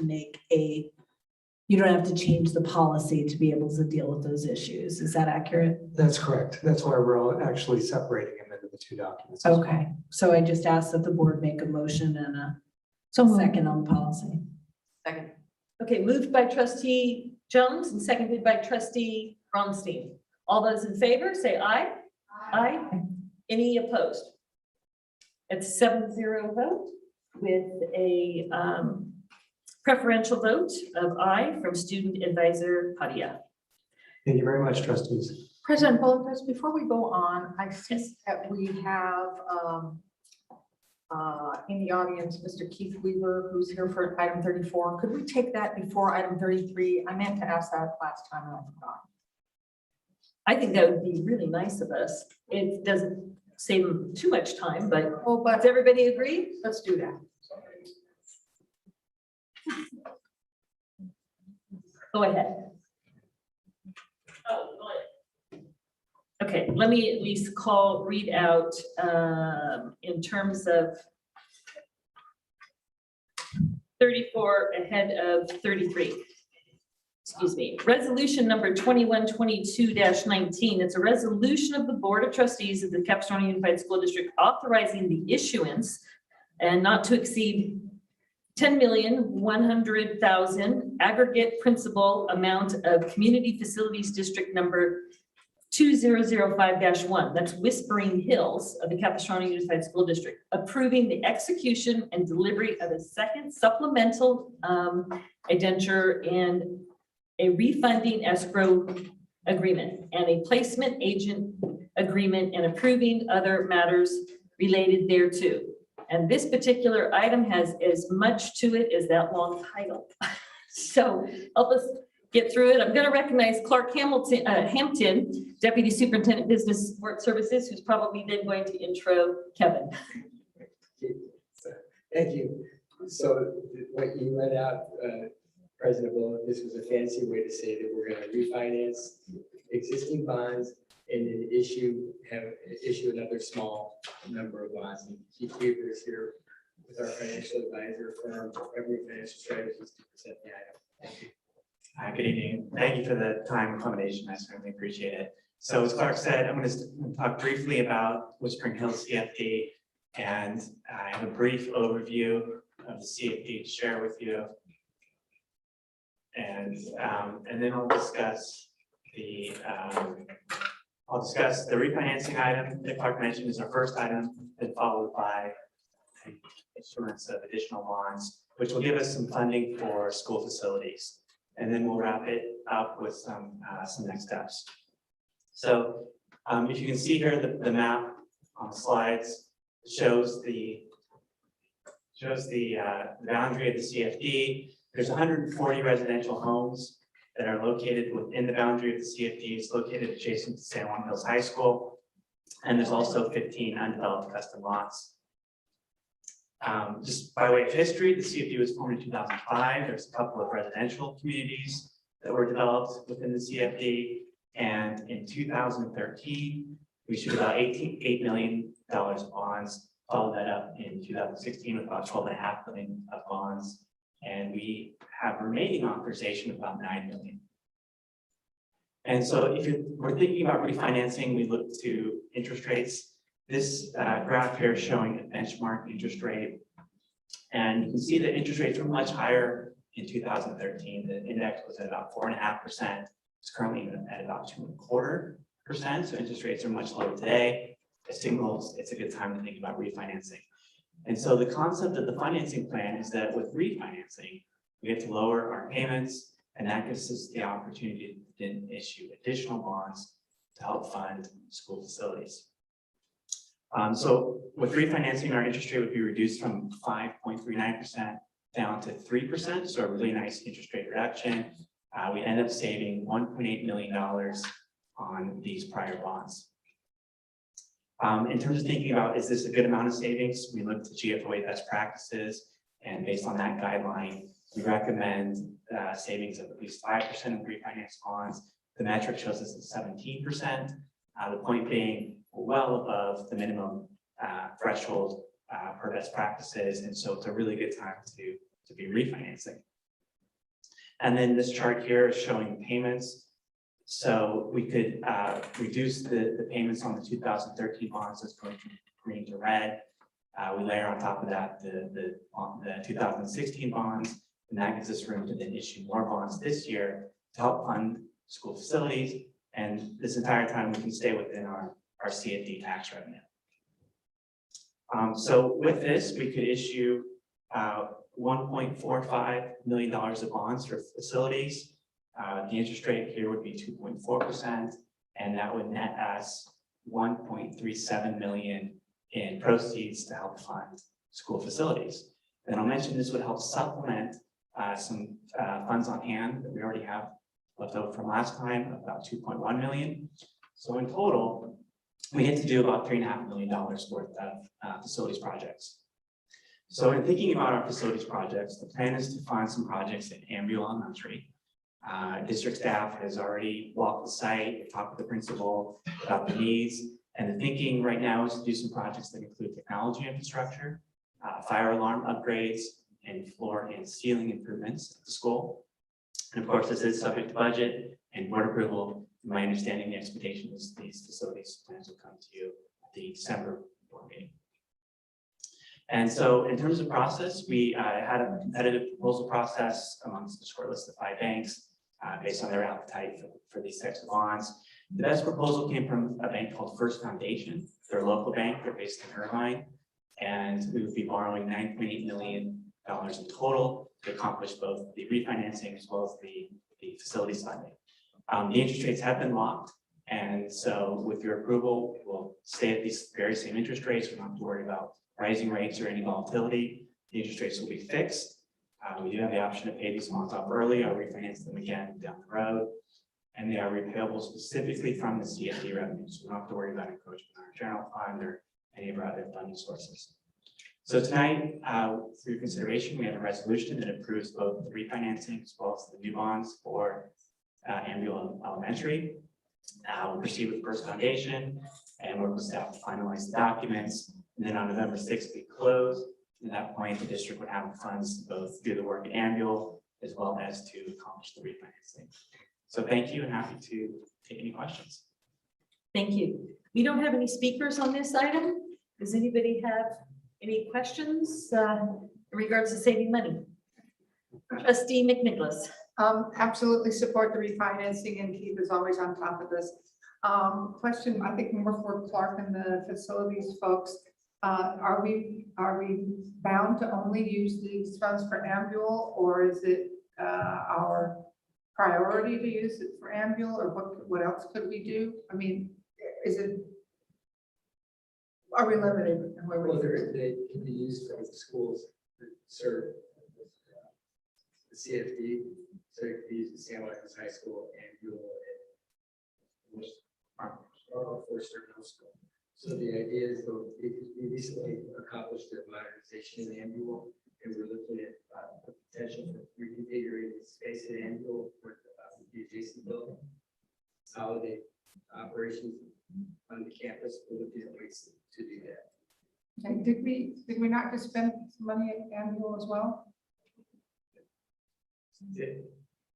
What was the question again? Did we not just spend some money upgrading Yes, ambulance? it was also Whispering Hills. Okay. Money that was spent. Wasn't that a little more cosmetic though, in terms of the NPR and It was a modernization. modernization? Some Yeah, space. this is infrastructure. Right. And there's other, this would not be a new structure. This would be some other, again, some more modernization. Is it, I have. Yeah, infrastructure is what I said. Yes. Oh, yes. My recollection is that the CFD documents specifically call out ambulance alone. That may be wrong, but that's my recollection. Typically, the CFDs, it's all the schools. It's for those schools. Any other questions from trustees? Do we have a motion to adopt resolution number 212219? We would be authorizing the issuance of a not to exceed 10,100,000 aggregate principal amount of community facilities district number 2005-1 Whispering Hills. And approving the execution and delivery of a second supplemental indenture, a refunding escrow agreement, and a placement agenda agreement, and approving other materials related thereto. You can comment. Of course. Should we have a discussion about whether the money should go to ambulance or You're not making that decision tonight, so I do think what we would do is bring back that funding if in fact the board would like to consider putting it somewhere else. Any of the spending will be a future board meeting. Yeah, that's. So this would just be to refinance.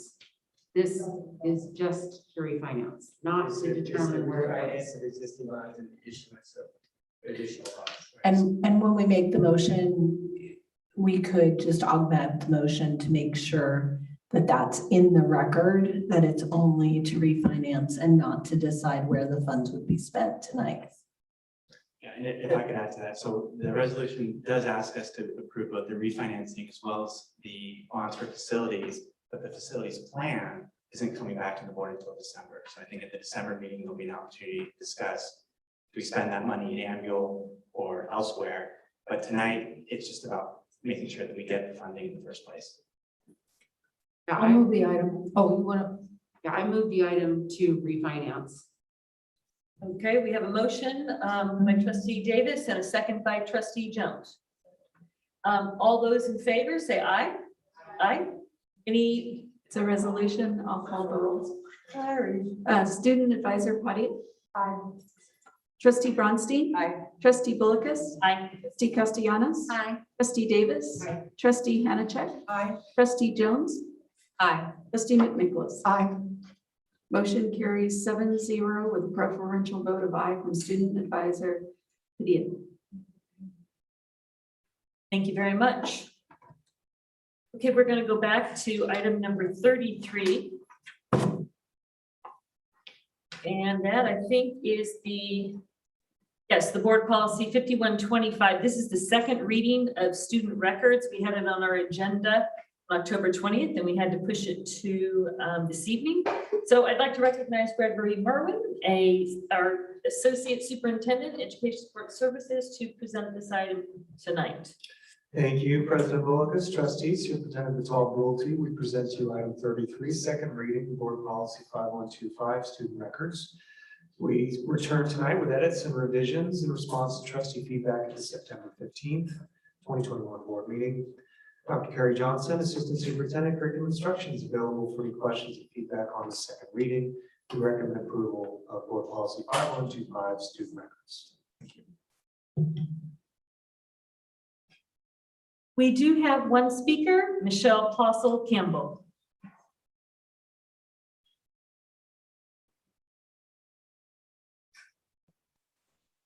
Good evening, Superintendent, Board of Trustees. I appreciate the bringing back of Board Policy 5125 student records. What prompted this review was the requirement that districts now allow for name changes and gender identification changes be made to student records of previous students.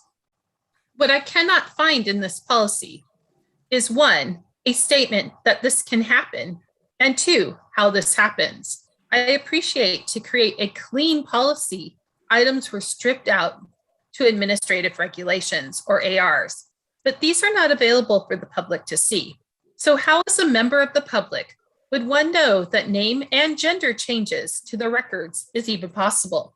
Second, I like how the section on social media is drafted. Thank you very much. Trustees, do you have any questions in regards to the student records? Trustee Hanachek. Yes, could we please address the speaker's question? Thank you. Absolutely. So my understanding is that the public does have access to ARs, that the administrative regulations, or is that incorrect? In the past, they've been stored for administrators. Got it. Okay. So usually this process in the past, when I was a custodian of student records, was when people reached out to the student records department for their information, they were given this option, whether it was an application or advised of this process. So I guess, I don't know why, all I see is the thing stricken out, so I don't see anything in my phone. So basically, policy or no policy, we have a mechanism with which we have it stated somewhere that that's they're reaffirming what she brought up. It's now a state, law. So do we have that? Do we need to put it in this policy or in AR, or is it something to appear somewhere else? In past experience, it can be included in the AR. It doesn't need to be highlighted in the board policy. And just like the last policy, once this is approved by the board, then we will develop the administrative regulations that coincide with the guidance issued by the trustees. One way to handle this is also to have, some kind of a form on our website with the information, which then people just check off. I am changing whatever it is, right? Which then conforms with the law that we're going to follow. Okay. However you do it, yeah. I mean, I think as long as we have it somewhere in response to the speaker's concern. And that's what we did in my prior district, was a form exactly like superintendent. So I guess the question is whether we just want to put somewhere, that action that superintendent or designee should have, a form on the district website, just so for transparency purposes. I'm sure there's a perfect place to put, such a phrase.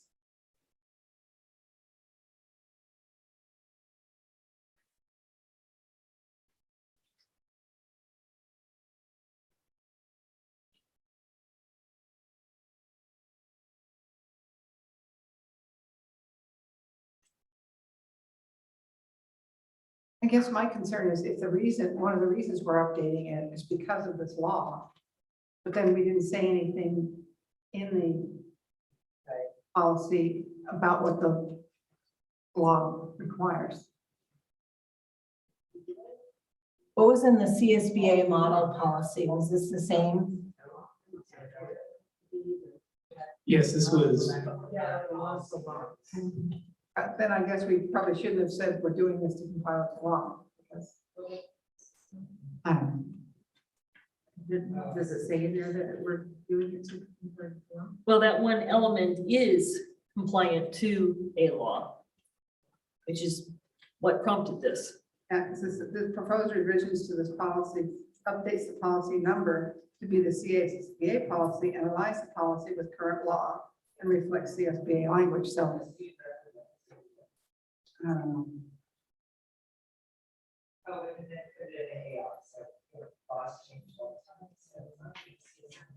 So at the beginning where it says collection, retention, security of student records, I mean, at that point, it could just be a sentence saying, you know, directions for changing student records will be prominently placed on the district's website.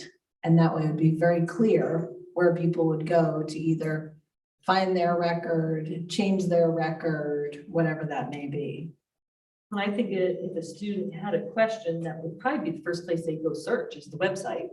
See if, you know, where they get information to submit. Right, but they're not going to be searching board policies. The student parents are not going to be looking at board policies. So. But it could be on a website, right? All about student records, which is a more accessible. And then AA counselors train that this is where the information is. Because normally a student goes there, right?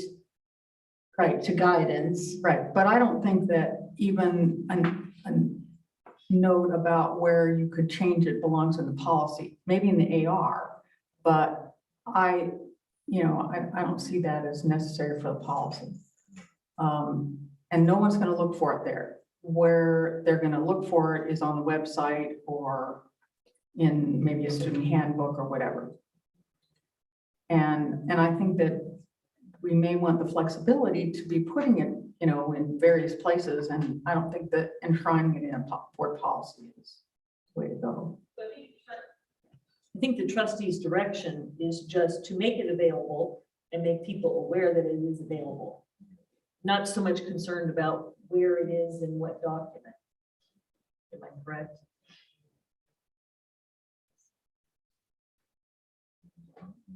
Absolutely. I'm going to move the item.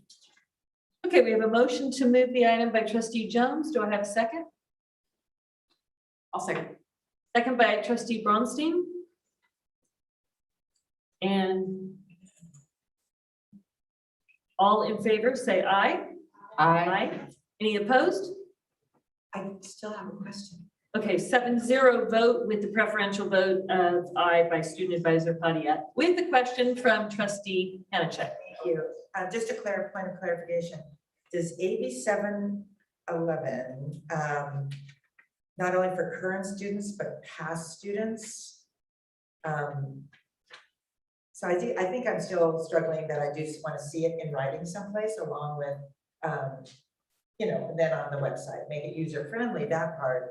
But I think we just should cover the spirit of AB 711. I obviously don't know that much about this particular piece of legislation, but what I defer, I think the superintendent was on the right path with putting it somewhere because this is going to stand, you know, for a while. It's not going to come in and out. So we'll put it in the minutes of the board that the expectation is that we put how to do this in prominent places, clearly describing the law and then providing training to the appropriate staff to be able to point students and families in the right direction. So we can mark that in the minutes so that it's super clear what has to happen next.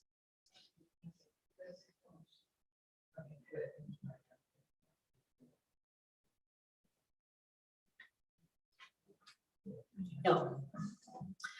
Okay, and the last item of the evening is agenda item number 35, resolution number 2122-22, recognizing a state of emergency and authorizing teleconference meetings pursuant to Assembly Bill 361. And I'm going to recognize Superintendent Kirsten Vitale-Brulte to present this. Great, so this is a very simple resolution. It allows us to continue our virtual meetings, trustees to participate virtually when needed, and our community to have the same ability. So we need to, compliance-wise, pass this resolution to be able to continue that, and I recommend that we do that. I think we have one speaker. We have one speaker, Michelle Plossel-Campbell.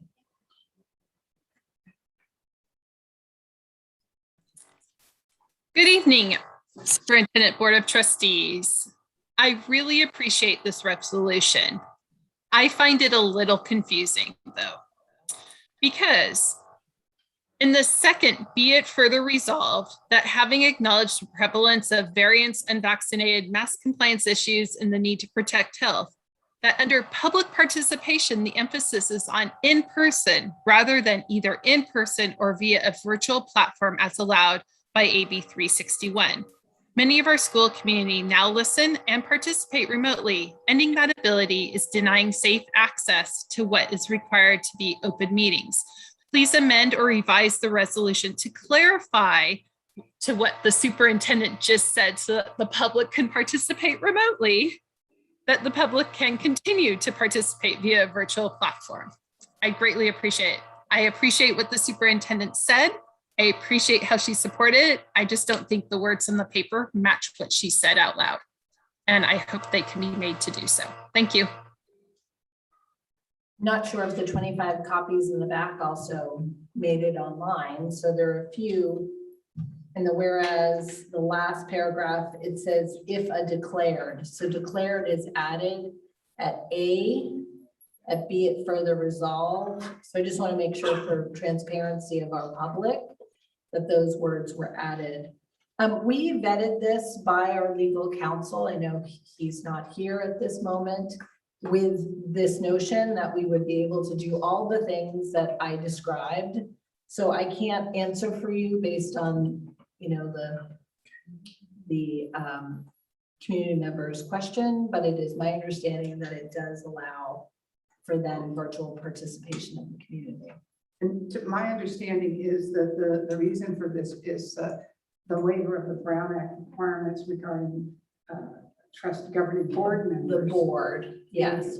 Participating remotely without the requirements of posting where they are and notification and all that sort of. So I think for the public, it remains unchanged. I don't think that. It would be my commitment that if we passed it tonight and it did not do that, I think it's not a legal issue, then I would bring it back with whatever information to change it. But it is my understanding that really it's the trustees that's the major component of the law issue. Do we need to do a formal amendment to add the words declare? I think we do, because I think there were 25 copies in the back and it was not, I don't think it's posted on our district's website. At that point, then I would like to make an amendment to add the word declared in 3 places. This is at the bottom of the first page. I believe it's the 7th whereas, paragraph 3, E3, insert the word declared before the word state of emergency. On paragraph A of page 2, insert the word declared before state of emergency. And in the second resolve, meaning be it further resolved, second line, insert the word declared before state of emergency. My reason for putting these in is because I want to make it clear that we are reacting to the governor's declaration of a state of emergency. This isn't us declaring a state of emergency. So well, I appreciate the clarification, and I think I might be answering our caller's question, is that, as you said, it's mainly for us trustees, and if we were traveling and called in, and provisions that we have to follow. But we had discussed last year when we had to go and do distance, that even if we didn't have a declared state of emergency, we wouldn't walk away from the format of opening up telephonically because of the volume of teachers and community that now really participate in our school board meetings. So but that has nothing to do with this item. Okay, well, I didn't know if that's what our caller was referring to in terms of. Is what she was referring to, but I think that, but this is but what this is allowing us to continue to use the order that suspend portions of Brown Act. And the public participation is not a Brown Act issue. It's our needing to appear in person or give prior notice, et cetera, that is part of the Brown Act. So there are public participation. Well, okay, you're right. This doesn't. This is, yes, okay. So I made a motion. I'm waiting for a second. I will second. So parliamentarily, we need to vote on the amendment first, and then the motion is a whole. Okay, do we want so trustee Davis seconded. And do we want Colleen to read exactly how many different changes we're making where we're including the declare? Do you I have that? think because trustee McNicholas read it into the record, we would use that as the record. And then she made her motion with those and it was seconded. Okay, so it was moved by, who was it moved by? I'm Okay, by trustee McNicholas, seconded by trustee Davis. And so now we need a roll call vote. Trustee Hanachek. Aye. Trustee Bronstein. Aye. Trustee Davis. Aye. Trustee McNicholas. Aye. Student Advisor Padia. Aye. Trustee Jones. Aye. Trustee Castellanos. Aye. Trustee Willikus. Aye. Motion passes 7-0 with a preferential vote of aye from student advisor Padia. I now move to approve resolution 2122-22, continuing authority to hold virtual meetings pursuant to Assembly Bill 361. Motion by trustee McNicholas. Do I have a second? Second. Seconded by trustee Davis. All those in favor say aye. Aye. Oh, it's a resolution, sorry. Roll call. Student Advisor Padilla. Trustee Bronstein. Aye. Trustee Willikus. Aye. Trustee Castellanos. Aye. Trustee Davis. Aye. Trustee Hanachek. Aye. Trustee Jones. Aye. Trustee McNicholas. Aye. 7-0 with a preferential vote of aye from student advisor Padia. There being no further business before the board, may I have a motion to adjourn? To adjourn. Motion to move by trustee McNicholas. Seconded by trustee Davis. All those in favor say aye. Aye. Anyone opposed? No, it passes 7-0. The time is now 10:34 PM.